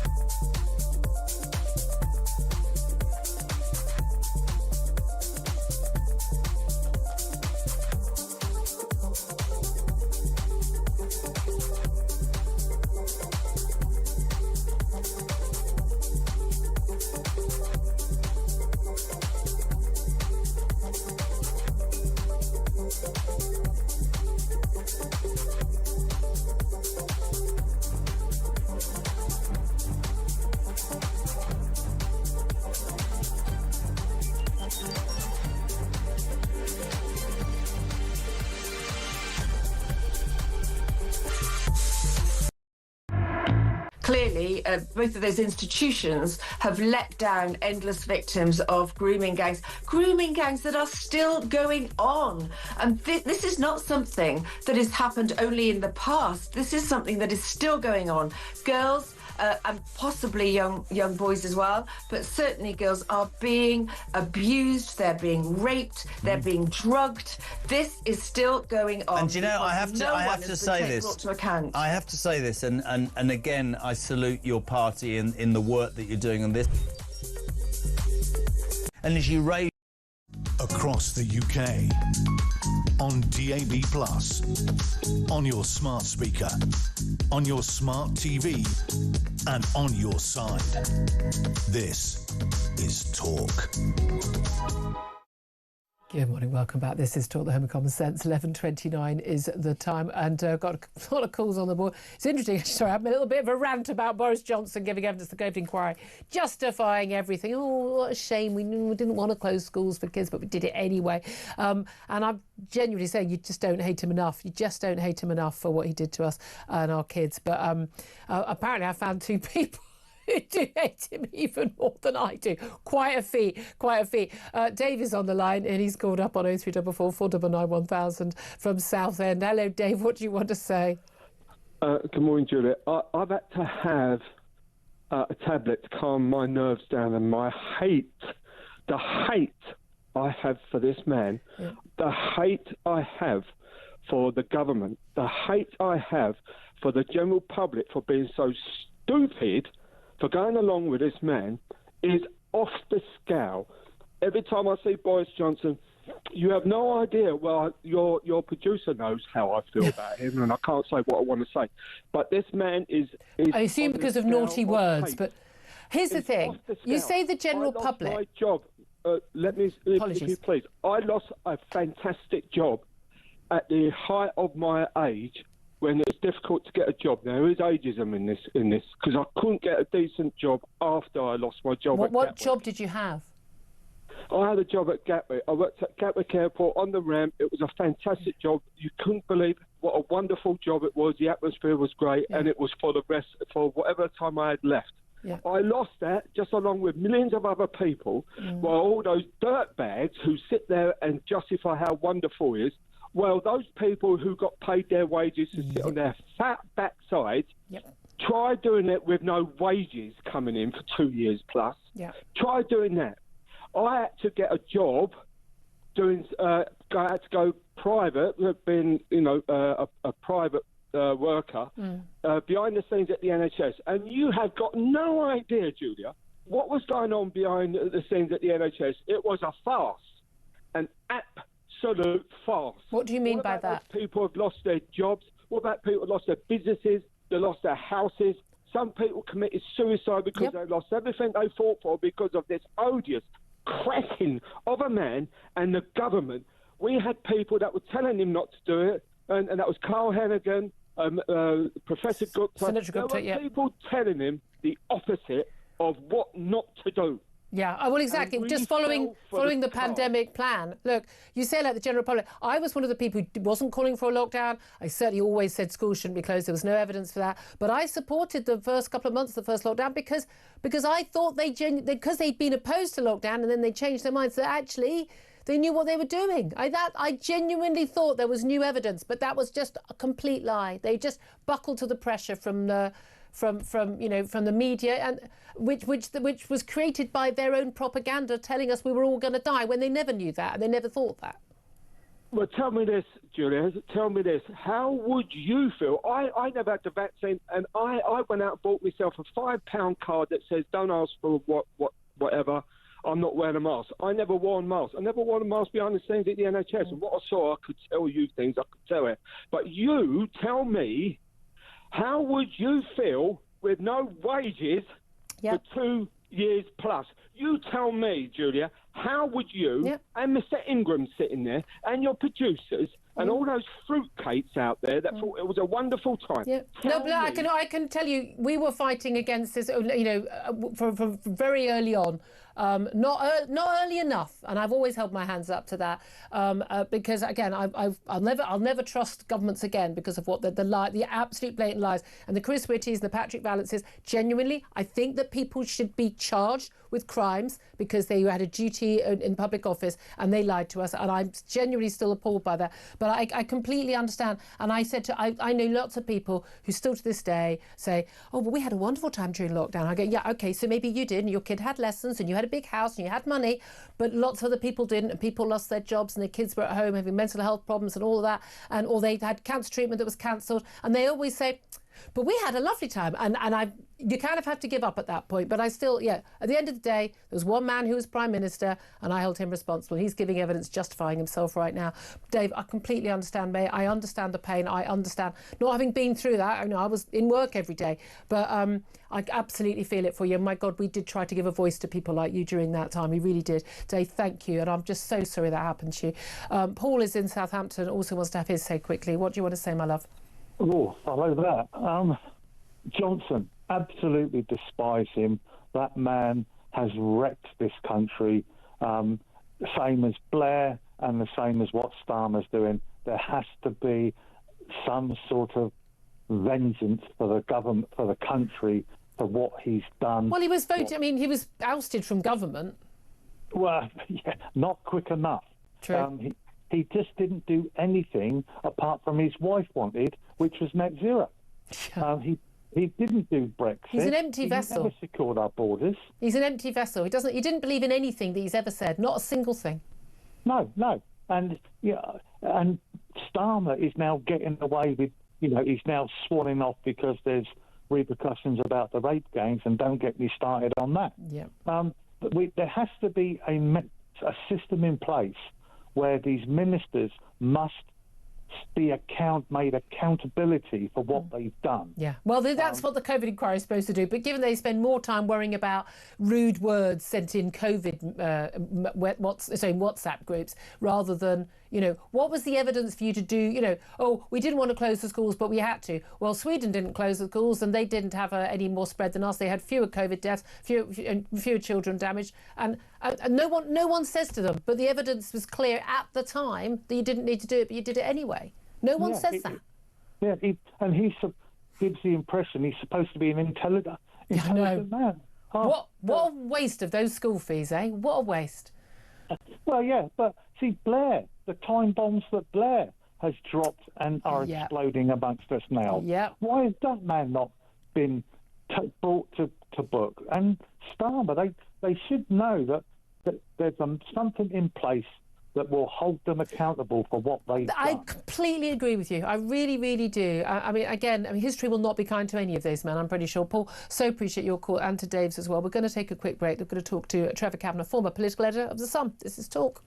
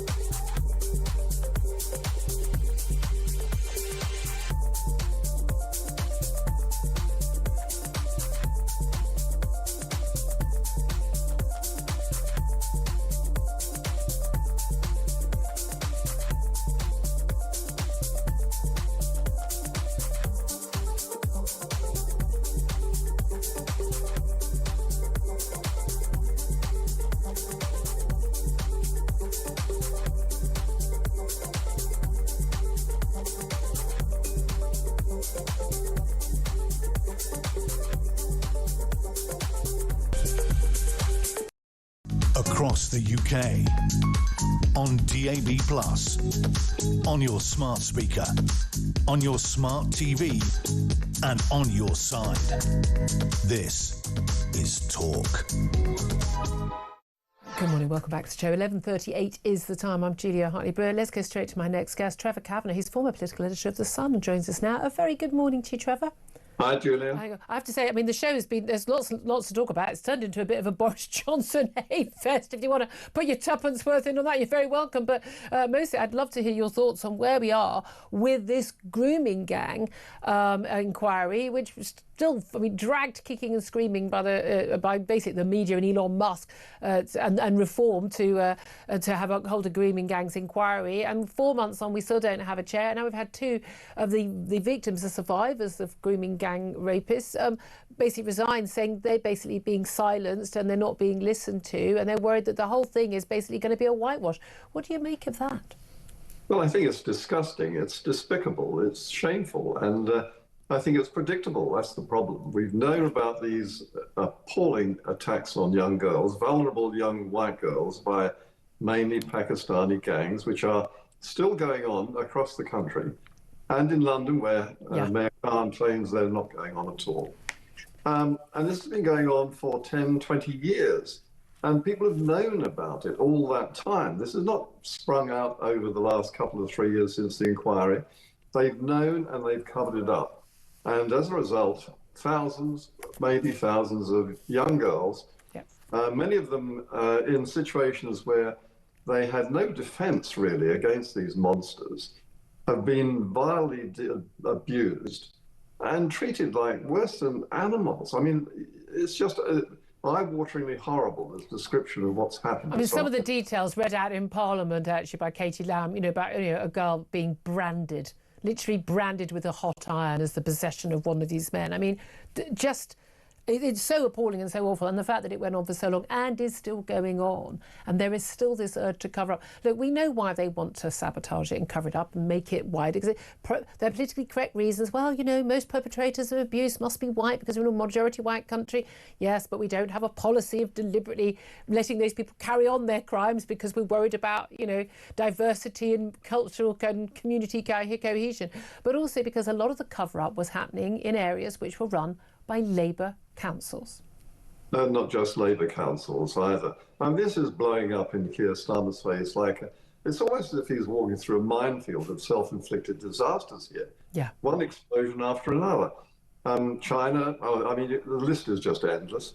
But this one is a particularly vile one because so many young girls who were in fact due to be protected, entitled to be protected, were treated like rubbish by as I say, mostly Pakistani Muslim gangs. I delete the word Muslim because you can't use that, but most of them come from Muslim cultures. Yeah. And the simple fact is that... But what's the issue? If that's what they were, and the attitude was that these girls that they were abusing were fair, they were just easy fodder because they were not Muslim, because they were white.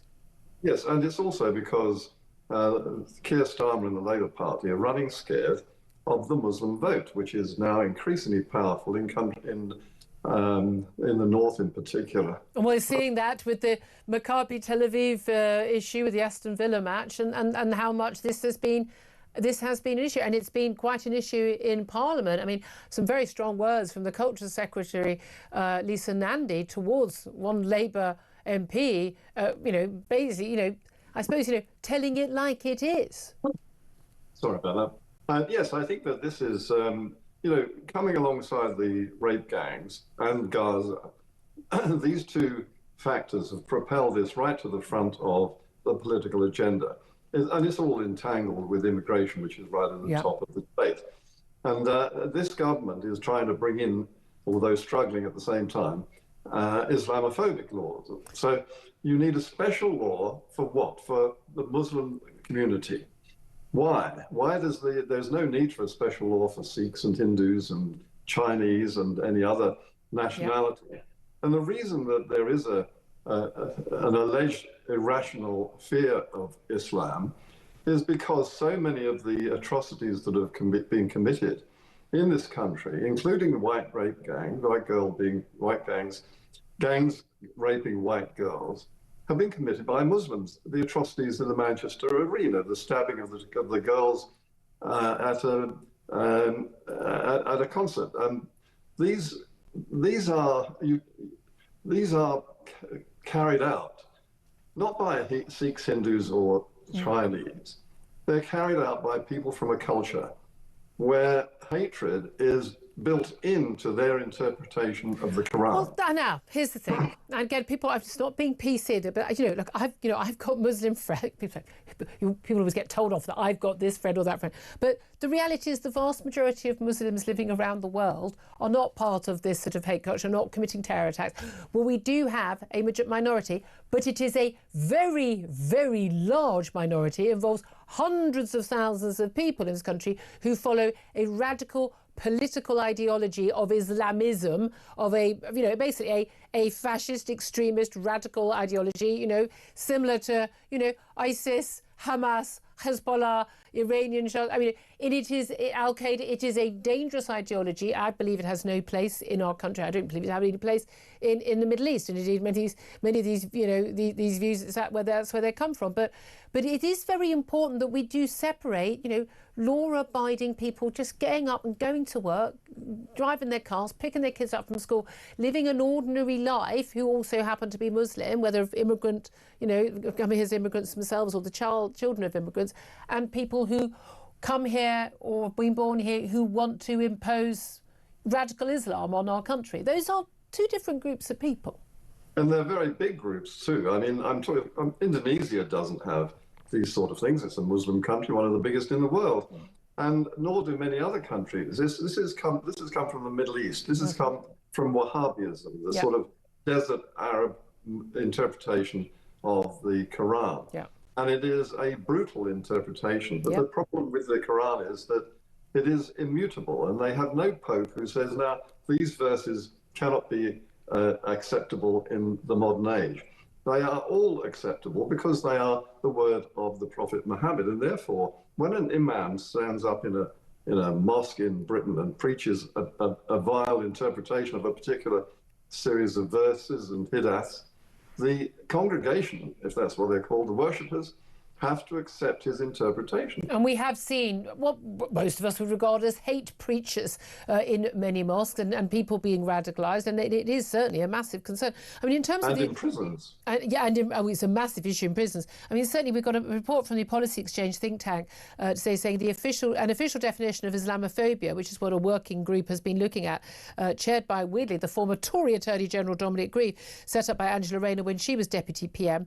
But it risks undermining the UK's counter-terrorism strategy, because a fixed definition will mean that activists can use it to challenge counter-terrorism laws. It would undermine the Prevent programme, and it will actually be a bigger issue than what we've got right now. Now, people should be prosecuted for anti-Muslim hatred. If you're targeting people for abuse or incitement of or threats to somebody because of their religion, I don't care what the religion is, you absolutely should face prosecution. However, we're looking at interpretation that means it's almost any criticism of the beliefs, the religion, or anything at all, or the clothing. I mean, conversations about banning the burqa today. Reform have talked about it.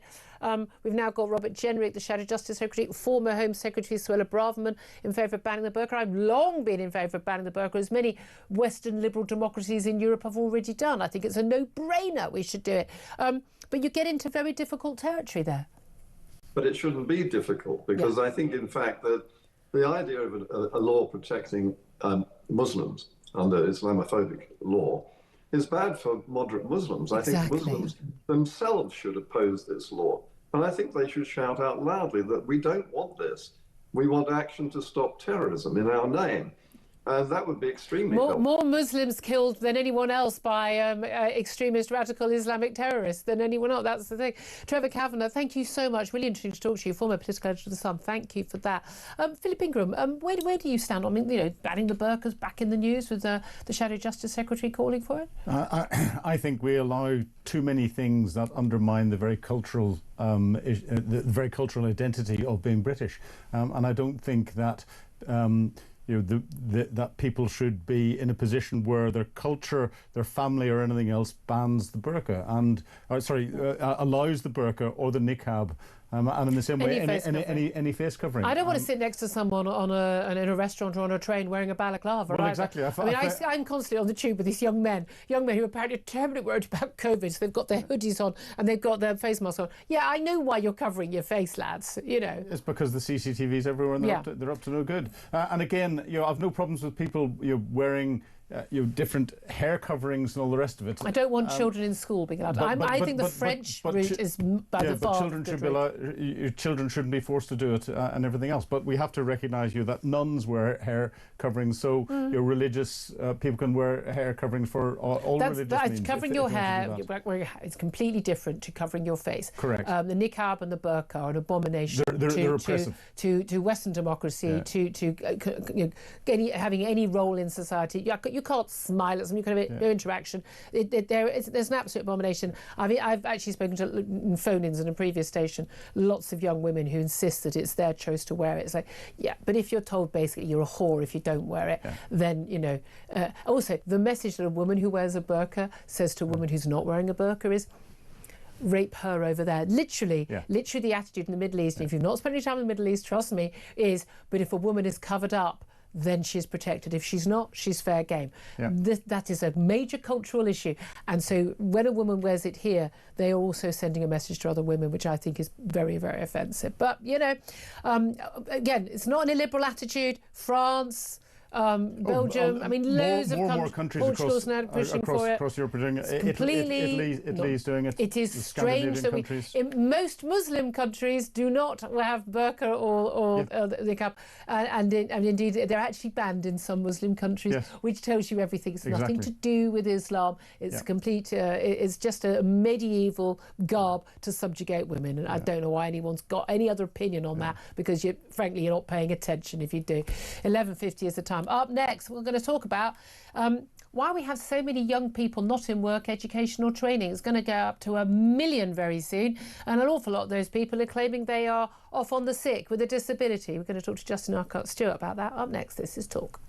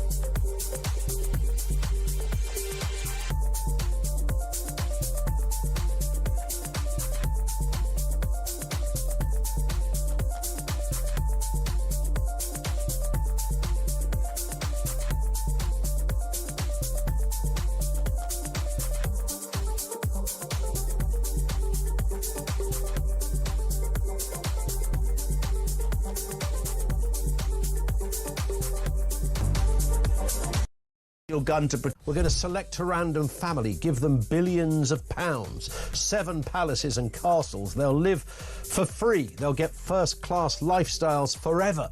They'll holiday in the world's most luxurious locations, and then their kids will inherit the whole thing and it will start over again. They will want for nothing, ever. In exchange, they'll wave the flag for the country, press the flesh with a few world leaders, hold some banquets. Oh, and they'll get paid for all of this, by the way. No one would vote for that.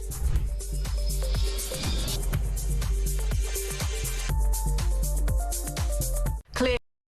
Across the UK, on DAB+, on your smart speaker, on your smart TV, and on your side. This is Talk. This is Talk, the Home of Common Sense. 11:54 is the time. Justin Urquhart-Stewart joins us now, economist and chairman of the Regionally Investment Platform. Good morning to you, Justin. Good morning, Julia. As always, we've yapped too long. I've yapped too long and we're running late. But I want to talk about NEETs, not in education, employment or trading. We're up to almost 1 million, about to pass the 1 million mark, according to a new think tank report. And a lot of them are basically claiming they're on the sick. And it's issue here is a classic issue saying, it's my right, I'm entitled to this. Well, hang on, if you've got a right, you also have obligations. Your obligations to participate and go out and do something.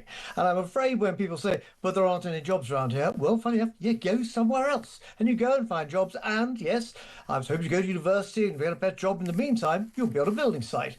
And whatever work that has to be. I'm afraid I'm not being silly about it. That's what I had to go and do because I didn't have any money. I would love to see you on a building site.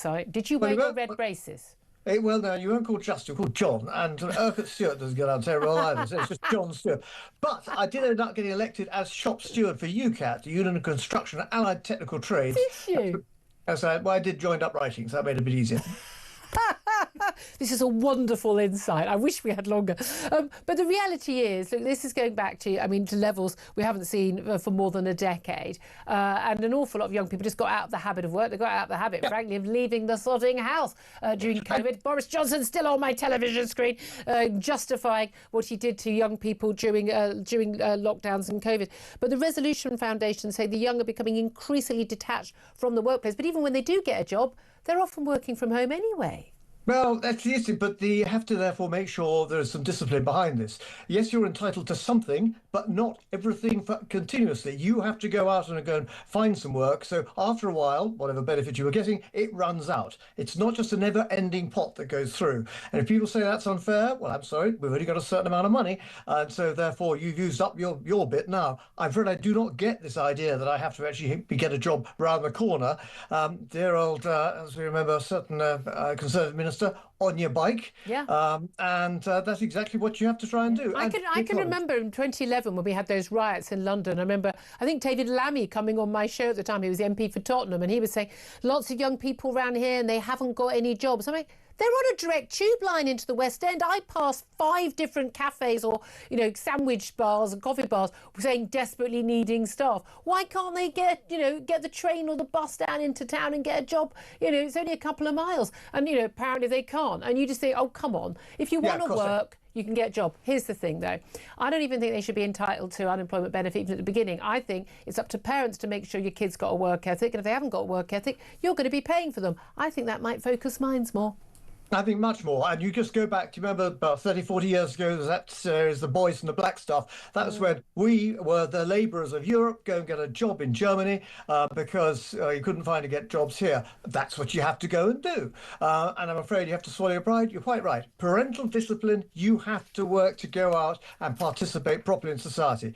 I'm afraid our social support it's a safety net, not a mattress for you to lie on. And to be able to therefore go out and make sure, create some wealth. And by the way, when you create wealth, you actually be able to create tax too.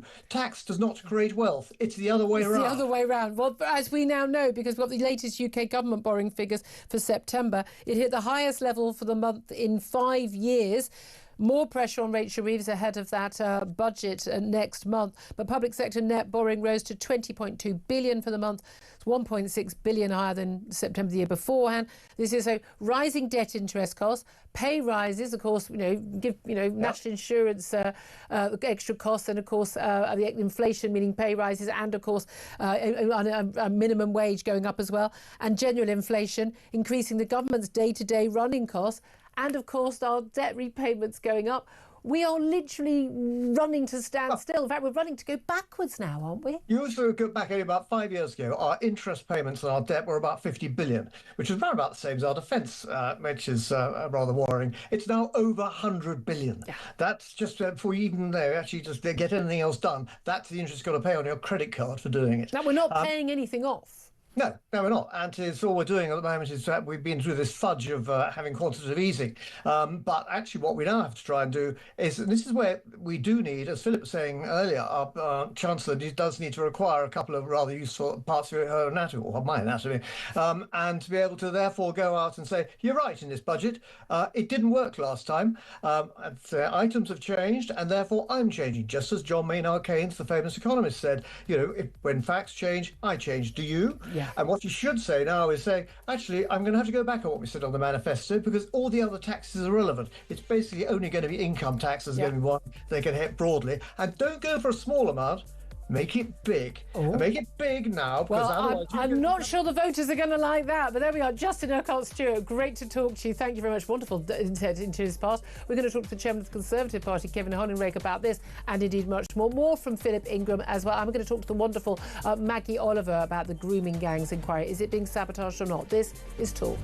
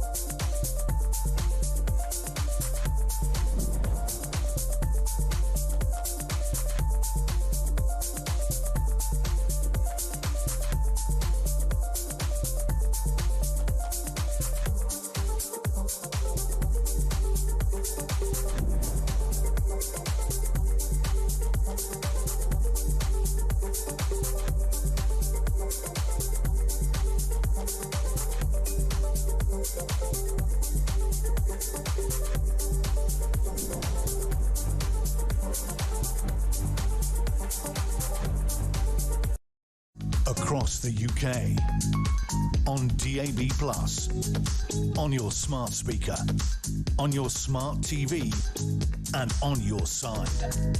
This is Talk.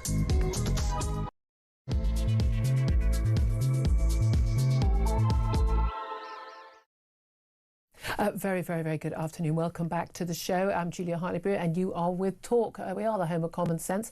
And whether you listen on DAB Plus radio or on your smart speaker, you're watching on YouTube or your connected device, I so appreciate your company. Thank you very much indeed for joining me. Coming up in this hour, we are going to be talking about why Labour is being accused of sabotaging the National Grooming Gangs inquiry. Victims and campaigners saying the long-promised inquiry took 4 months to get the Prime Minister to agree to one. Thank you, Elon Musk, for helping with that. But a big blow on Monday when two of the survivors of grooming gangs who've been on the liaison panel to help decide on a chair. 4 months, still haven't got a chair of the panel, let alone actually started any investigations. But they claimed they were being silenced, and one claimed that officials wanted to downplay the ethnicity and religious background of perpetrators, even though that was a key reason why A, they were targeting these young girls, and B, why no one actually fought to prosecute them.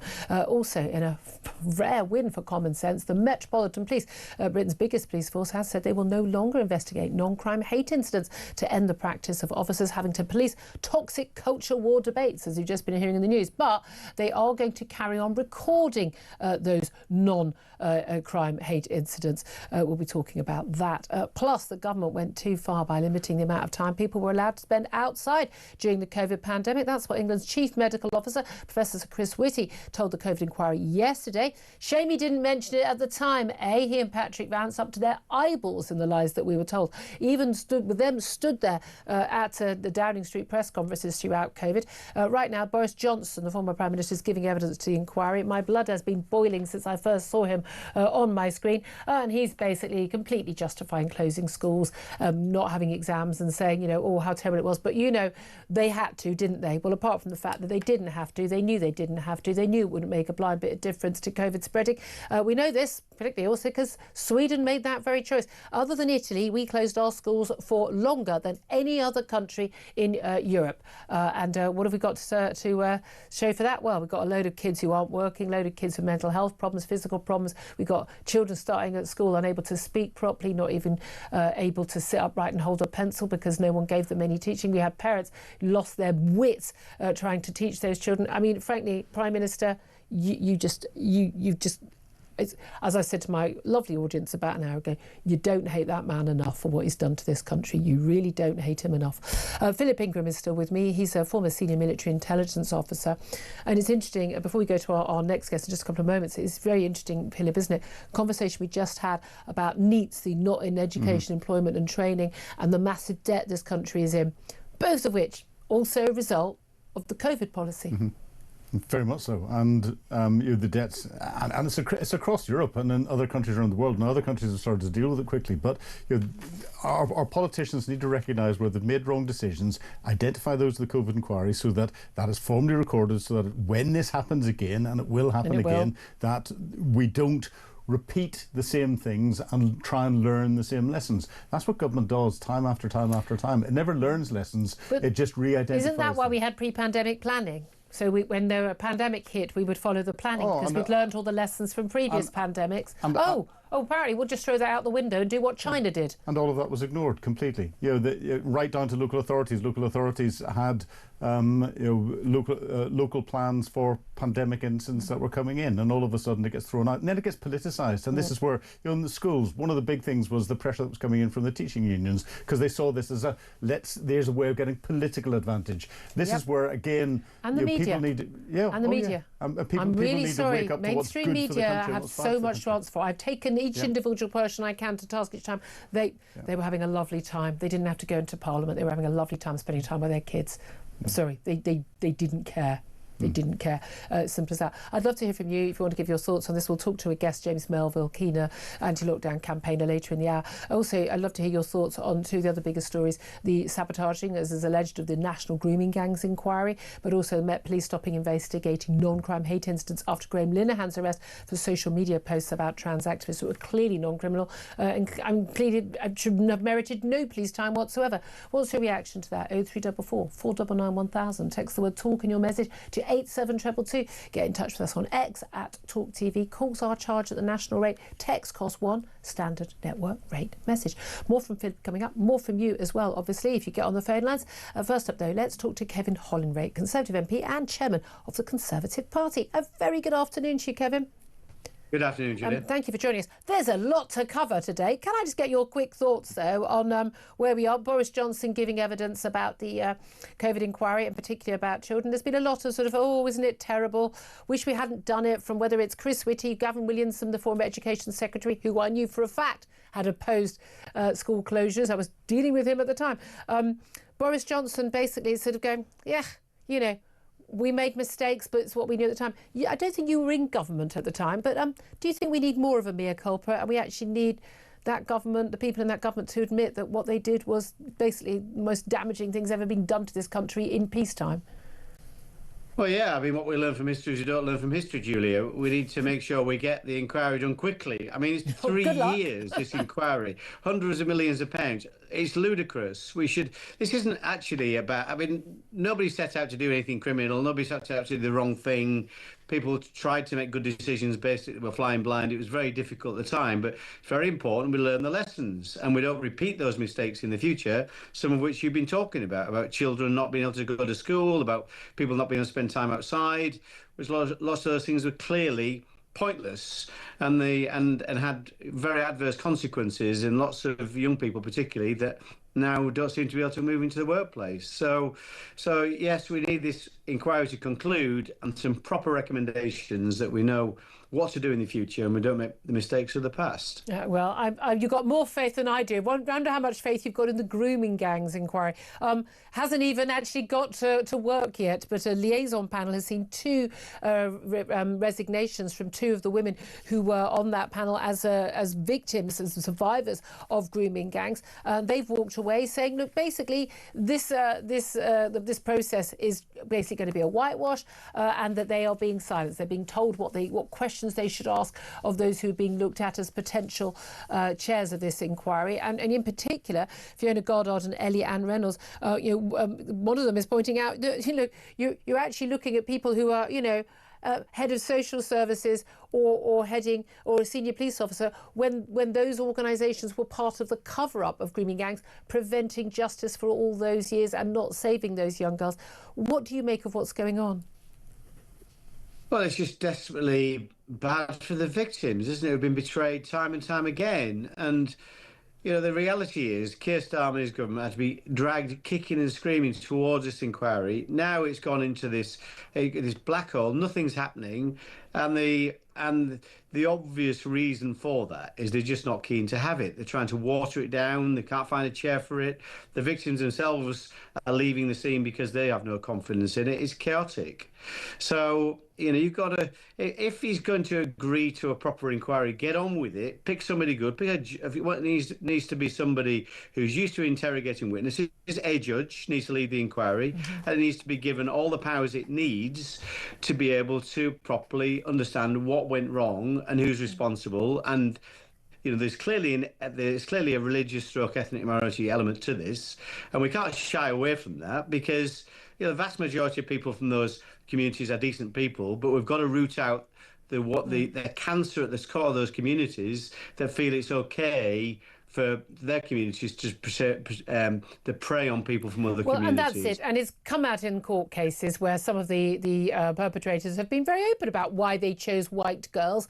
But also the key point was, and lots of the concern is about this grooming gang inquiry being extended much wider, and it being therefore able to sort of hide away the fact of we were talking about Muslim Pakistani men, not Muslims from other countries, not Asian men, Muslim Pakistani men from particular communities, largely actually from one particular part of Pakistan. Interestingly, that's emerged. But the key thing there is that if it gets widened, then you can ignore that aspect of it, and the key thing about that aspect is that was the reason why people didn't investigate and why these girls were left to continue to be victims for so long.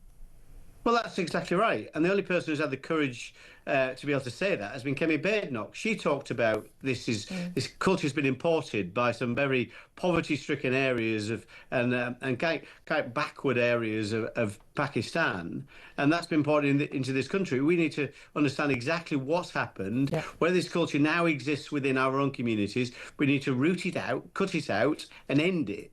And you're not going to do that until you have a proper inquiry, which is unafraid, which is willing to look into the very dark corners of this whole incident and root out those responsible, and hopefully identify individuals responsible, particularly those who covered it up within with our social services, with our local authorities, maybe within our police forces, but deliberately covered this up because they didn't want the truth to come out.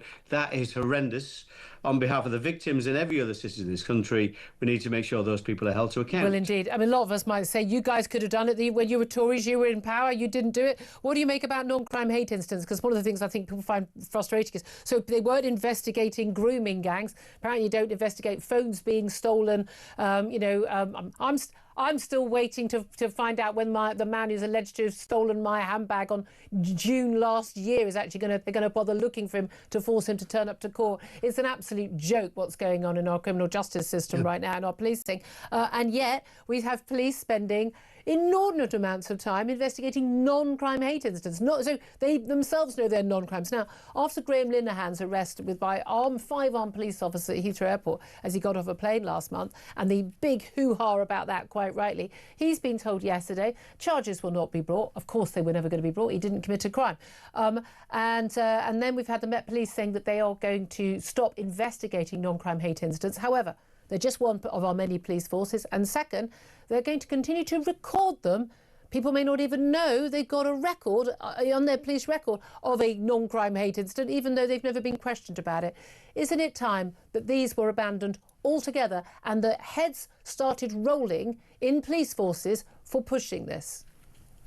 Yes, definitely.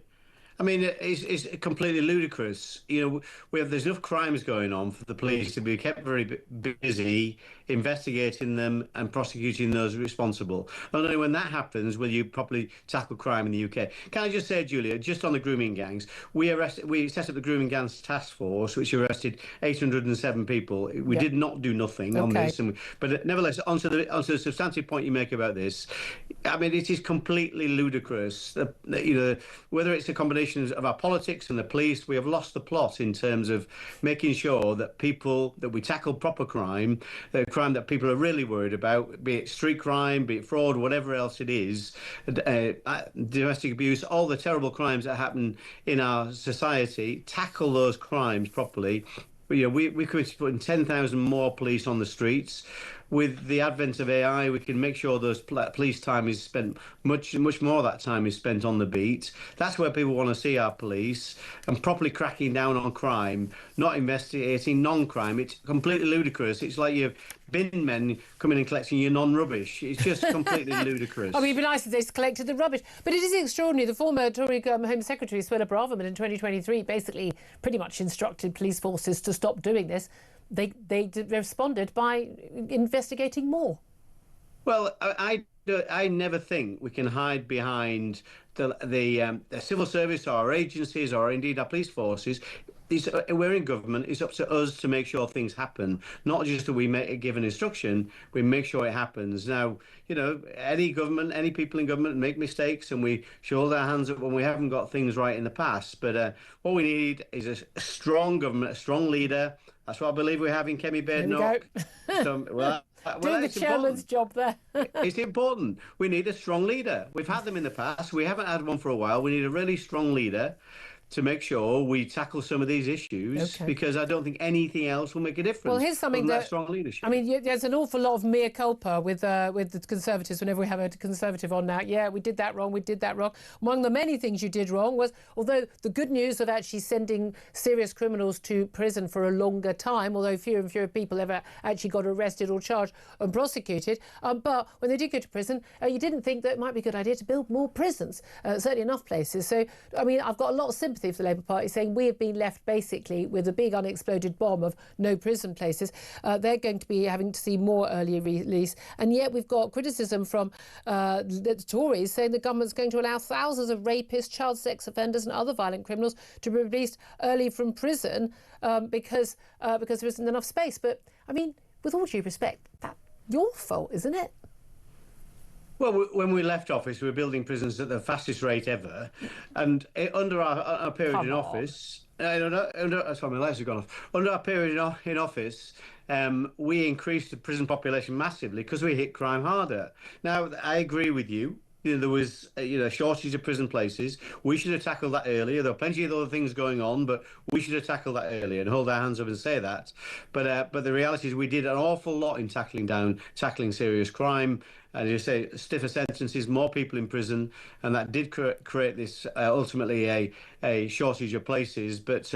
But we were building prisons again at a rapid rate, and Labour have got to continue with that, rather than simply letting people out, particularly serious criminals, people who have been guilty of those kind of serious sexual offences you talk about. Really unacceptable. Those people are released. Well, who should be released then? Because actually, largely, a lot of the people who are on the lower end don't ever end up going to prison in the first place now. Well, there's more things you can do. There's temporary prison places. You can build Nightingale prisons. Let's see some innovation from this government. Rather than just blaming everybody else for their failures, get something done. Well, they say you're blaming everyone else for your failures. You weren't building prisons. You weren't bringing enough prison places, and you weren't building them soon enough. I mean, it was really, really obvious. I mean, genuine and massive underfunding of the criminal justice system under austerity, which has come back to bite us very, very hard in our backsides. Well, there's some difficult choices you make in government, Julia. The reality is you will point to the fact that this country's deep in debt, and yet at the same time you're saying we had to implement austerity to try and balance the books.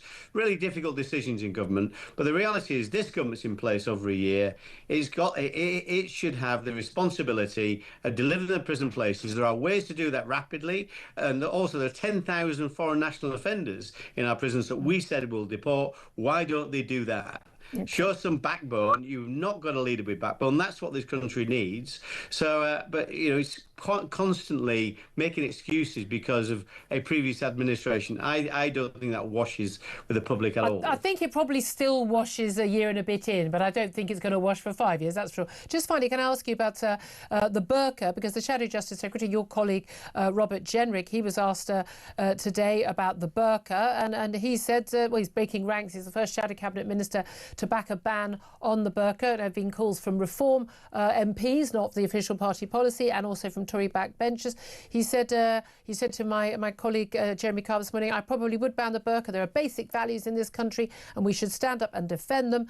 And when you see them fraying at the edges of frankly being completely destroyed, whether it's Sharia courts or wearing the burqa, these are issues we're going to have to confront if we want to build the kind of society we want to hand on to our kids and grandkids. Would you support a ban on the burqa?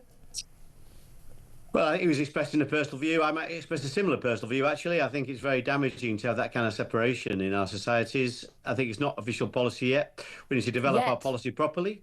Well, we need to develop our policies properly, and that's what Kemi's been very clear on. She's always spoken out about things like first cousin marriages and second cousin marriages indeed, and Sharia councils and hate preachers, that we should ban those. So we need to take a tougher line with these people who want to live a life separate from the rest of society. That is not healthy for our societies. If you go to places like Dewsbury, Bradford, you go to Leicester, Birmingham, parts of London, you see this. Walk around the West End. It really is not good for our society. Yeah, absolutely. It is of real concern. So I think it's a debate we need to have, and a policy we need to develop and decide where we land on this. I can see there are some arguments around liberty, personal liberty, which we believe in as a party, of course, but I think that separation is very, very unhealthy. Okay, really good to talk to you. Covered a lot of ground there. Kevin Hollinrake, Conservative MP, Chairman of the Conservative Party. Thank you very much indeed for joining us. Philip Ingram, I'll let you come back in on whatever you want to comment on. Well, I have to agree with Kevin on the burqas bit. Is anything that creates a separation in society and doesn't create an inclusiveness. We are known for our tolerance, our inclusiveness. That's the British way of doing things, and we have to make sure that we protect that and stop things that are putting people into little areas where they can be exploited by It's a political ideological statement, not a statement of religion. It's not a requirement of Islam at all. It's not a requirement of Islam. I mean, I would like to go down the French route, and certainly I don't want girls in college and in school should actually not be allowed to wear, even to cover their hair. Yeah. I think you actually have to go that far, because you need to make sure that it's a choice that only making as adults. It's child abuse. Oh, absolutely. And let's just briefly talk about the early release from prison. It's something that the Tories are pushing right now. I don't like Labour saying, oh, well, it's all the last Tories' fault. I don't know how long they can get away with that, but you can't build prisons in 2 days. I mean, well, I'll tell you how long they're going to get away with it, because I spoke to someone who's a front bencher before the election, in which party?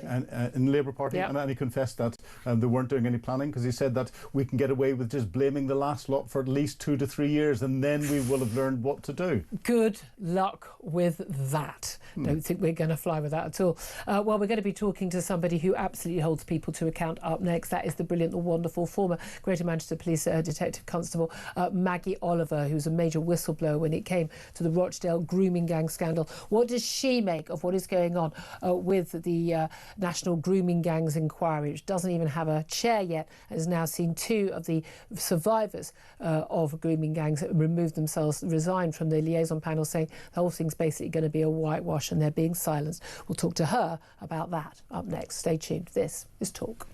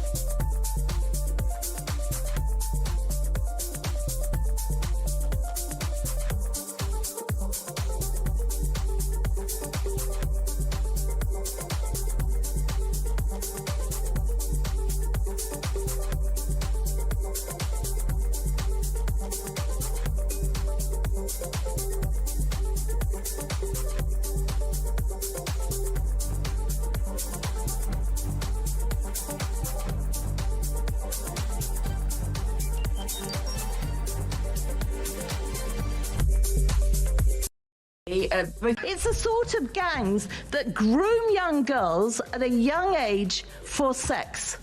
Exactly how much clearer do you want me to be? This is quite embarrassing for Sadiq Khan, because in view of that abject denial and in fact playing around with words there, it's clear that there is a problem somewhere and that the authorities haven't really reacted to it. And it's much easier to deal with these problems when you accept there is a problem and you get stuck into it and solve it.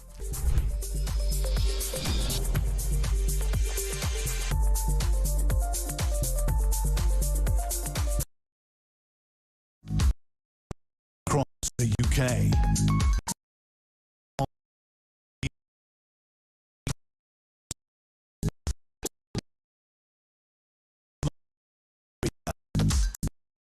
This is Talk the Home of Common Sense. 12:26 is the time. Let's talk more about the grooming gangs inquiry that, well, doesn't seem to be going anywhere after 4 months of being set up. And goodness me, it took enough time to actually basically bully the Prime Minister. That's what had to happen. Elon Musk, thank you for your help on that front to get the Prime Minister to agree to a national public inquiry. We still don't even have a chair. We've now lost 2 members of the liaison panel. They are the survivors of grooming gangs, Fiona Goddard and Ellie Kellyanne Reynolds, and they've basically said, look, they're being silenced. And they don't believe that this is going to be a grooming gangs inquiry, that it's actually going to get to the bottom of things. Let's talk about this with Maggie Oliver. She's a former detective constable with Greater Manchester Police. She resigned to be a whistleblower on the Rochdale grooming gang scandal, and since then has been running the Maggie Oliver Foundation, helping victims of grooming gangs. Thank you so much, as always, for joining us, Maggie. Thank you, Julia. Here we are again. Yeah, I was going to say, there's no one I trust more on this issue, because, you put your money where your mouth was, you put your career on the line to do the right thing. And my God, there are so many people in this country who should be grateful to you for what you did. What is going on? Fiona and Eliane, who I know both quite well, they are speaking the absolute truth of what I have been seeing for 4 months. A deliberate attempt to conceal the truth, to water down the remit of this inquiry. The government are... we haven't seen terms of reference. We don't know who the chair is. I see, and I'm receiving messages from people on this panel to say that the government are trying to influence, coerce, whatever you want to say, the survivors to widen the remit of this inquiry so that it's not grooming gangs. Once again, it's any form of group-based abuse. Yeah. Why would that be an issue? Explain to us why that's an issue. Because it would detract from the ethnicity and the background of the abusers. And why does that matter? Because what I've seen for 20 years, Julia, is a determination to pretend that this kind of child rape by gangs of predominantly Pakistani Muslim men actually doesn't exist in that format when it does. Yeah. And I was, involved in the National Abuse Inquiry. If you remember, we've spoken before, ICSA, led by Alexis J. The organised network strand was a complete whitewash. None of the towns and cities where this occurred were included. Yeah. And what I'm seeing here is another attempt to do the same. And Louise Casey made it crystal clear. I met her twice. She met a group of 10 survivors that I brought together, that the foundation brought together in Manchester, and she delayed publication of her report after hearing their stories. Can I just clarify for people who aren't so up on this, that Baroness Louise Casey was asked by the Prime Minister to do a rapid review on whether or not there needed to be a public inquiry. I think he would have known she was going to say yes, there would. And she was probably the first person involved in all of this who bothered to meet some survivors, sat in a group with them and had them tell her, with you, what had happened and what they felt was needed to be done. And she listened to them. Yeah, and she was shocked. Even though she'd been involved in Rotherham, she thought she knew it all. 10 years on, she thought things had changed. They haven't. And she delayed publication of her report. What I would say, Julia, is that in her report, she made it crystal clear that before they even start the audit, they should implement the 20 recommendations of ICSA. 18 of those have still not been implemented. And what are the key recommendations there that would change things? That we gather ethnicity of the offenders, that we have a minister for children, that we stop pain compliance techniques in children, that the list goes on, things that the public will assume have been done already. Yeah. They haven't. Because this is the thing, we have inquiry after inquiry, we're always told we'll learn the lessons. I mean, genuinely, you can have a drinking game. Oh, they're going to say we're going to learn the lessons. They never do, and loads of these recommendations are never implemented.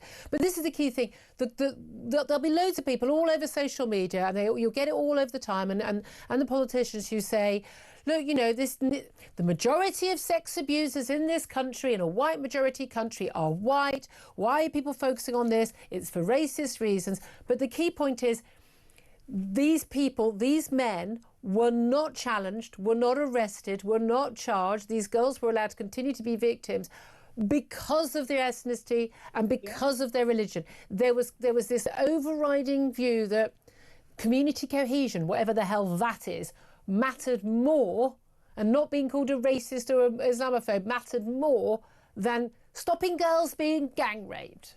Yeah, but that's why, but that's why we are where we are today. And once again, we have got the same willful blindness to try and pretend this isn't going on. But the problem the government have got now is that the whole country knows that it does. And these survivors that are now resigning, and those two are not the only two. I can tell you that there are more coming. They are being silenced. They're being told to sign NDAs. They're being told... Non-disclosure agreements. Non-disclosure agreements, not to talk to anybody. Wait a minute, they were silenced for 20 years and now they're being silenced again by the very authorities who allowed the authorities to silence them. Yeah, but they have woken up and they are bravely saying no more. So this is not going to go away. And I said right from the start, it's all right announcing an inquiry. Yeah. Who's going to lead it? What's the terms of reference? My foundation, we've got an umbrella group. None of those have been spoken to. We've not been spoken to. And I'm not bothered. You know, I think it's really telling, though, Julia, as well, that they can't get a judge to chair this. And I'm led to believe now that even the social worker that they'd chosen has resigned. But ICSA, the National Abuse Inquiry, was a platform for police and social workers to say what a fantastic job they're doing. The last thing survivors need is another police officer and another social worker to listen to them when they don't trust them even going in. So it's a complete... I can't swear. It's a joke. No, but it's not. I mean, let's be polite. It is a joke. It's an insult. It's a joke. But this is the thing. We know that. I mean, we are seeing criminal cases against the men who perpetrated this horrific sexual violence against these girls for years on end. What we want now is to find out why that was allowed to carry on. We can carry on with those criminal cases by all means. We need more of these men being convicted or arrested, charged, then convicted, hopefully. And we need to stop the cover-up of what the hell's going on in London. I want to talk to you about that as well. But crucially, what this inquiry needs to uncover is why it was covered up and why it wasn't tackled. And we know that senior police officers, counsellors, social workers, care workers were all part of the cover-up. So, of course, these young women don't want the organisations that they went to. They said, I'm being gang raped, and those organisations went, not that bothered, actually. Go away. Yeah, I mean, what's interesting, I know one of the I don't know if it was Fiona or Eliane, pointing out that at the trial for her, her abusers, the judge actually wouldn't allow anyone on the panel of jurors who was a social worker or a teacher or involved in the police, because they couldn't be completely neutral, because there would be criticism of their own organisations. And yet they're suggesting one of these people as the chair of the inquiry. That's madness. It's crazy, but I mean, it's like the lunatics are running the asylum for me. I've been in this, cesspit for 20 years. It's not news to me. I have been fighting for 15 years. But now the country knows what I knew 10, 15 years ago. And the survivors are finding their voice and they are fighting back. And, we need, I wanted Louise Casey to lead this. I think she'd be perfect, yes. I think she would, she absolutely tells the truth, doesn't she? Yeah, and I don't think Keir Starmer for one single second expected her to do a report that would demand this inquiry. Oh, really? So, no, I don't. I think it came as a complete shock. And I think that the turning point for Louise Casey was when she met that group of survivors. And some of the things that she heard on that day when we were in Manchester made her toes curl. You could see her face fall. Can you tell us what it was? Because this was all kind of public knowledge. And she's a very, very knowledgeable, very successful woman. She's been brought in to do lots of different inquiries for the government. She's got a very strong track record. What did she hear that she didn't already know? Well, I think what the problem is that many people who are in positions of authority or power never get on the ground floor and speak to the people. They are always filtered the information through somebody who has got an agenda. What I did and what the foundation did, we brought together the real people. So we had Eliane, and Eliane's family were in that room at the time. They were one of the families. Jade, who went to prison, can't even go and, on a school trip with her children. Her abusers are all walking the streets. Yeah. She can't get a job with vulnerable people or in a care home.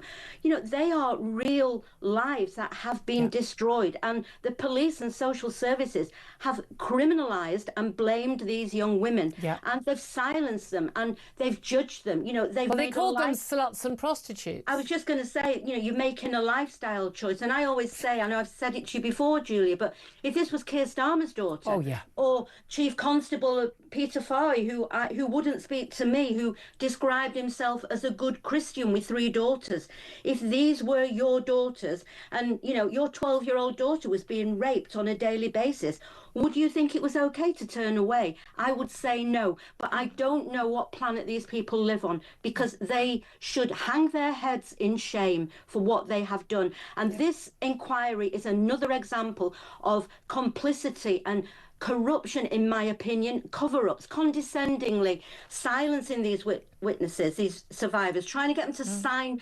non-disclosure agreements, not to talk about what's really happened. Well, you know what? We need the truth. Once and for all, get a proper inquiry that tells the truth. Deal with it and then act on it. And then act on it. Well, I mean, they're not going to walk away from this while Maggie Oliver's still got any breath in her lungs. That's for darn sure, Maggie. Can I ask you just finally about London? Because I've been saying this for quite a long time. I just find it quite bizarre. There's what are we up to, like 55 different towns and cities around the country where this has been at least, exactly. But miraculously, London, not an issue whatsoever. We've even had Sadiq Khan, the London mayor, basically poo-pooing this idea. We've had allegations in front of the Express yesterday saying, you know, look, you know, even the reports which the Sadiq Khan, as the police and crime commissioner, the mayor of London, that he's actually had to see these reports where they've got, you know, some allegations about grooming gangs, some victims. OK, we're in single-digit numbers, but of course it was single-digit numbers for the first time girls talked in Rochdale and Rotherham and everywhere else. What do you think is going on in London? Well, I actually worked with Zach and the Express on that story, and I went in and I looked at the documentation that they had received, which actually you've got to remember, Julia, that is what is already in the public arena. Yeah. They can't see what's not in the public arena. And, you know, if you ask for the data, it doesn't exist because they don't collate it. But, you know, everybody saw Sadiq Khan being, you know, hauled over the ashes by Susan Hall at the beginning of the year, where he wouldn't even answer a question. He was very rude as well, yeah. Yeah, and you know, I think the time's up, you know. I think the time has come where London, I said in the article, is really the last bastion that has been able to kind of wriggle out accountability for failures towards children who have been abused by grooming gangs. I think that time is up. And the Met, they 24 hours after the deadline for their right to reply to that story, did a complete 180-degree turnaround and acknowledged they do have problems. And then can you believe that they said they have been ordered to look at 1,200 historical cases. Wow. This is from a force that says they didn't have a problem, and that is only what they are disclosing. Yeah. So that'll be the tip of the iceberg. It is. So the country needs action, and we are not. You know, I've been saying this for a long time as a lone voice, but now we've built an army. People like you, Julia, keeping the spotlight on, keeping the pressure up. I believe it's only public. It's people power that will change this. Well, I tell you what, you've done a great service for the young women that you represent and the girls that they were abused. I think you've done a great service for this country. I absolutely salute you. And I say, well, it's breath in Maggie Oliver's body. We're going to get to the bottom of this. Maggie Oliver, always great to talk to you. I mean, really, it was always an honour to talk to you. I've got to be honest with you. Thank you very much indeed. Philip Ingram, I'm sure you want to come back in on that. Yeah, so much common sense coming out. The only thing I will say is when it comes to the chair of the inquiry, whoever it is, it needs to be the right person, and it shouldn't be automatically excluding people who are social workers, who are former police officers, who are something else, because then you start excluding anyone else, and you're labelling them just because. I think you need to have someone who's got a very clear track record of being plain speaking and of speaking truth to power. Correct. They need that track record more than anything else. Yes, they do. But it's the right person to chair it, and someone who can add, but it's quite telling. Proper value. 4 months, they can't find someone. Well, exactly. 4 months. Come on, something's going on. They're dragging their feet. They want this all to go away. They certainly don't want any. They don't want any interim reports before 2029. Anyway, 12:40 is the time. We'll take a break, and then we're going to hear from you. Lots of calls coming in. We're also going to be talking more about the COVID inquiry. That man Boris Johnson still giving evidence. So we're going to talk to James Melville Keane, anti-lockdown campaigner, about what we've heard this morning. This is Talk.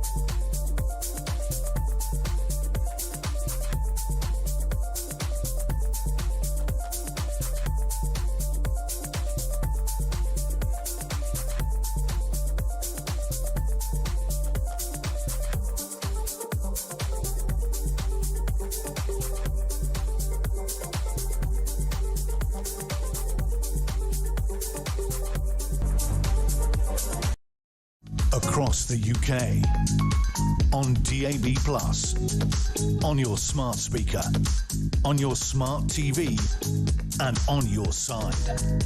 This is Talk. Good afternoon. Welcome back to the show. 12:43 is the time. Let's get straight to your calls. Lots coming in we're talking about Boris Johnson, the COVID inquiry. We'll guest James Melville on that in a few moments as well. But also the grooming gangs. I have to say, I think Maggie Oliver is just... she's just such an absolute heroine of mine. She really, really is. Let's talk to Michael. He's on the line, 0344 499 1000.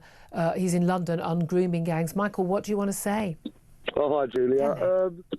Just a quick one, really. I'm a middle-aged white man. I've got 6 young grandchildren, all under the age of 9. And what's happening in this country is a disgrace, you know what I mean? I mean, this grooming gang scandal has been going on for donkey's years. It's been covered up. Yep. We're importing mass rapists over here all the time. It goes on all the time, which never gets reported. Yep. We hear loads and loads going on, and all we hear about is COVID inquiries. Israel, Palestine, Ukraine, Russia. Do you know what? I don't care about any of that. I don't care about it. I care about all of it. I think we've got the bandwidth. We need to deal with our own stuff first. We need to sort this country out first, then worry about the rest of the world. You know, the only thing is, one of the reasons we're in a big mess we're in is because of COVID policy. Our energy prices are sky high because of what happened in Ukraine. We're having, riots on, we're having marches on the streets and violence on the streets because of what's happened in the Middle East. I think they're all related. I really think they're all related. What you're saying about the grooming gangs was going on well before any of this happened. True. That's true. You know what I mean? So let's sort out our own house first, because I worry about my grandchildren's future. And what's going to happen is, it's going to kick off over this country so bad, because this is going to happen to the wrong person, and I can feel it boiling over. I speak to my friends, I speak to other people. Something's going to happen, it's going to ignite a spark, and people are going to start dying in the street over this, because you can already see the sectarianism. Yep. You know what I mean? I'm with you. I think this is going to explode at some point. They haven't got a clue what's coming.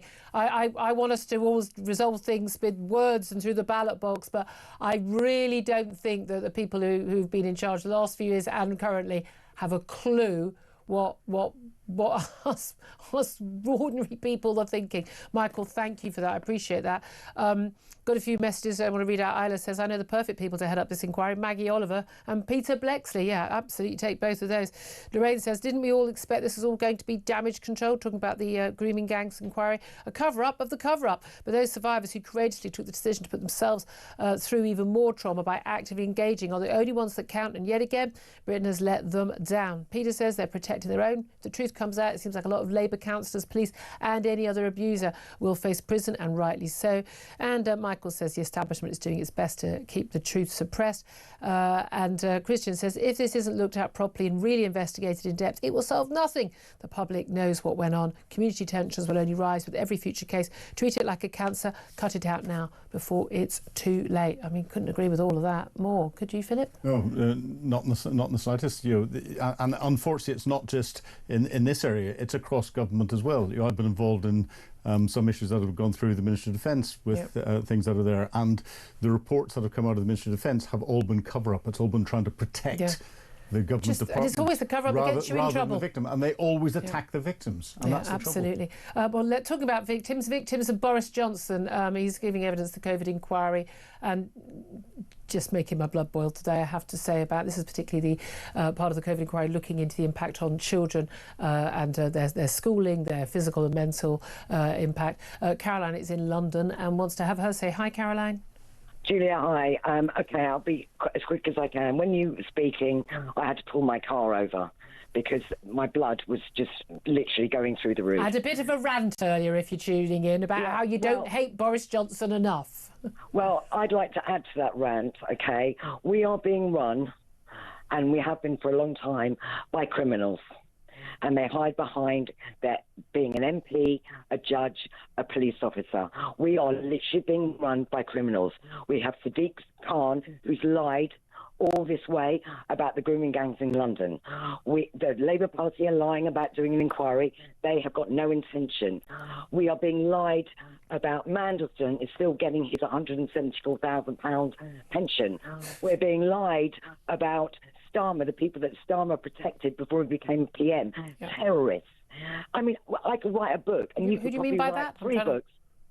The terrorists that Starmer protected? Zia Yusuf did a really interesting post, and another guy did a lot of. You're talking about as a barrister. Yes. Okay. Been representing clients. Okay, Sorry, right. yes. Okay. Yeah, and that was his choice, and I'm actually going to send them to you on your tweet. Okay.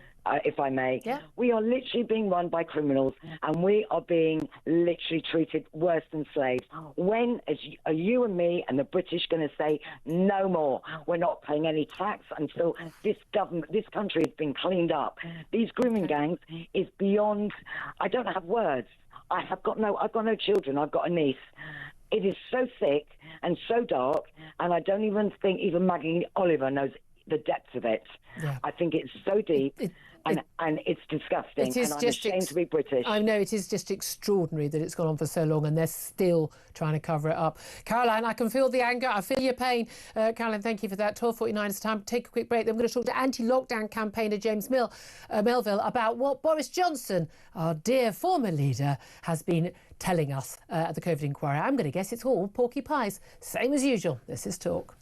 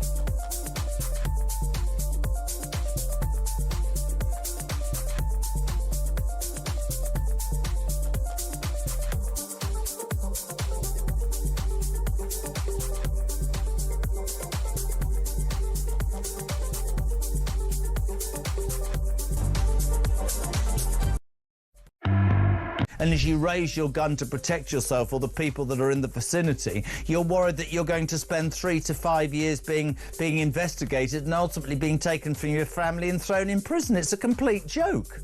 Yeah, that cannot be in your mind when you're thinking about how to protect your safety as the police officer, the safety of your colleagues, and the safety of the public. You cannot have that second thought, because that is going to delay and cloud your judgment. So I think it's quite an important intervention.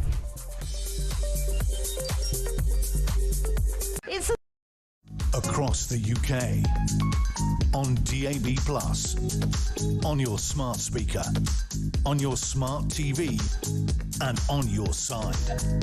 This is Talk. Good afternoon, welcome back to the show. 12:52 is the time. Well, pretty much the whole time we've been on air. Boris Johnson has been answering questions at the COVID inquiry, particularly about school closures. This comes after evidence from Gavin Williamson, the former Education Secretary, last week basically said this was sprung on him and it wasn't something he supported. And I know that certainly that's what he was saying behind closed doors at the time. But also we've had Chris Whitty, Professor Sir Chris Whitty, the Chief Medical Officer of England, telling the inquiry inquiry yesterday that rules about going outside, particularly for children, were too strict. If only they'd known that at the time, even though they did know perfectly well it was perfectly safe for children to be outside, indeed anyone else. If your blood isn't boiling, I don't know why, but I'm sure it will after hearing from James Melville, a keen anti-lockdown campaigner who joins us right now. Good afternoon to you, James. Hi, Julia, you well? No, I'm not today because Boris Johnson is on my telly in the background, and my blood has been boiling since I've seen some of the first comments. Yet again, and this has happened with pretty much every cabinet minister, every advisor, everyone who's come on or to give evidence throughout this COVID inquiry, is they always say, oh, we did our best at the time, or we were doing our best, it was based on the evidence at the time, if only we know now what we knew then. But that's all a lie, isn't it? It is. Remember, follow the science? Yeah. This wasn't follow the science. This was following political agendas and also panic.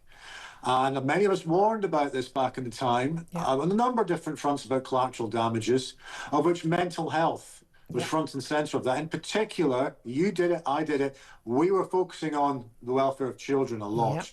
You shut down the schools for about 18 months on off. The impact in terms of educational deficits, mental health, social exclusion and isolation, not seeing their friends, not doing clubs, a talent deficit as well when kids weren't performing or doing the sports, whatever. It was, and also the mental health figures back this up. You know, 1 in 5 children are suffering from mental health issues now. That's an enormous increase since COVID.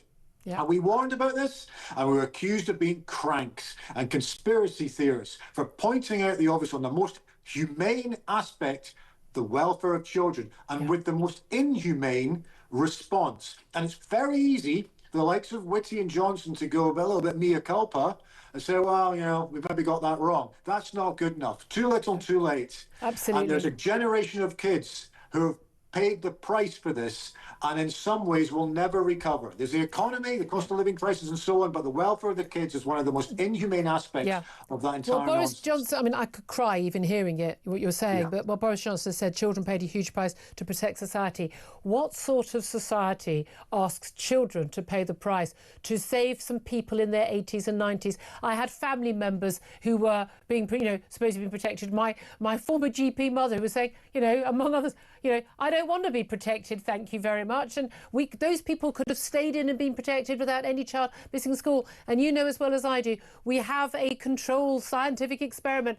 Sweden did not close their schools. No child under 16 missed a single day of school. They kept society open. People were not locked down. Some people chose to withdraw from society, but it was all a matter of choice, other than major big events, large crowds. And they suffered fewer COVID deaths, fewer other deaths. Their health service wasn't knocked out, their education system wasn't damaged, and their economy wasn't damaged. The proof is in the pudding, and all they did was follow the pre-pandemic planning that we also had the same stuff, and we didn't follow it. Completely agree. I mean, I used Sweden as a bit of a lightning rod in all of this, and the figures over time backed up Sweden's response. It was in the round the lowest excess deaths in Europe, over that 3-year period. By a long way. Correct. And lower than other Scandinavian countries, because people always say, oh, Sweden's so different from us. No, other Scandinavian countries, they were lower than them. Yeah, completely. And they also kept their economy open as well. I've often said that the cost of living crisis is actually, in some ways, the cost of lockdowns crisis. People don't want to talk about it. They want to blame Brexit. It's not. It was happening in terms of the economic damage happening in other countries as well. It's nothing to do with Brexit. It's to do with lockdowns, supply chains, the closure of businesses, the schools, the lack of, circular economies, all of that stuff. But for me, actually, the worst aspect of the whole thing, going back to what we're talking about, is the lack of consideration of welfare of our children. Even down to putting them in masks all day because Nicola Sturgeon had done it in Scotland. Well, as a father of kids who were going through that, I saw the impact. My kids are resourceful and wonderful and the rest of it, but they all had an impact because they weren't seeing their friends. They weren't getting taught properly. There's also hundreds of thousands of children, state school kids, who did not have the access to learning. They didn't have the ways and means of technology to learn. They dropped off a cliff in terms of education. Yeah, I have friends who live in leafy suburbs who got one email a week from the school and no work. I mean, people think it's just the kids in the high-rise blocks. This was just off the scale, an absolute disaster. I'm never going to forgive them. I will never forgive them. It will never not make my blood boil. But the worry is that a lot of people just want it all to go away. It was in the past. It never happened. But the reality is, if we don't learn lessons, and we're not going to learn them from this COVID inquiry, we can make damn sure of that. It's complete whitewash. The questions they ask even are useless. Is that we'll do the same thing again. Well, this is the most important part, Julia, is to make sure voices like your own, my own, and many, many others who are calling this out for a number of years and continue to raise this issue is because of one fundamental aspect. We do not want this to ever happen again. Absolutely. In my opinion, and many others, it was the worst, most disastrous public health and social policy by any government ever. In living memory. I'm with you. I'm with you. James Melville, thank you. And thank you for all your work you did publicising the madness of all this during lockdowns. Philip Ingram, your response to that?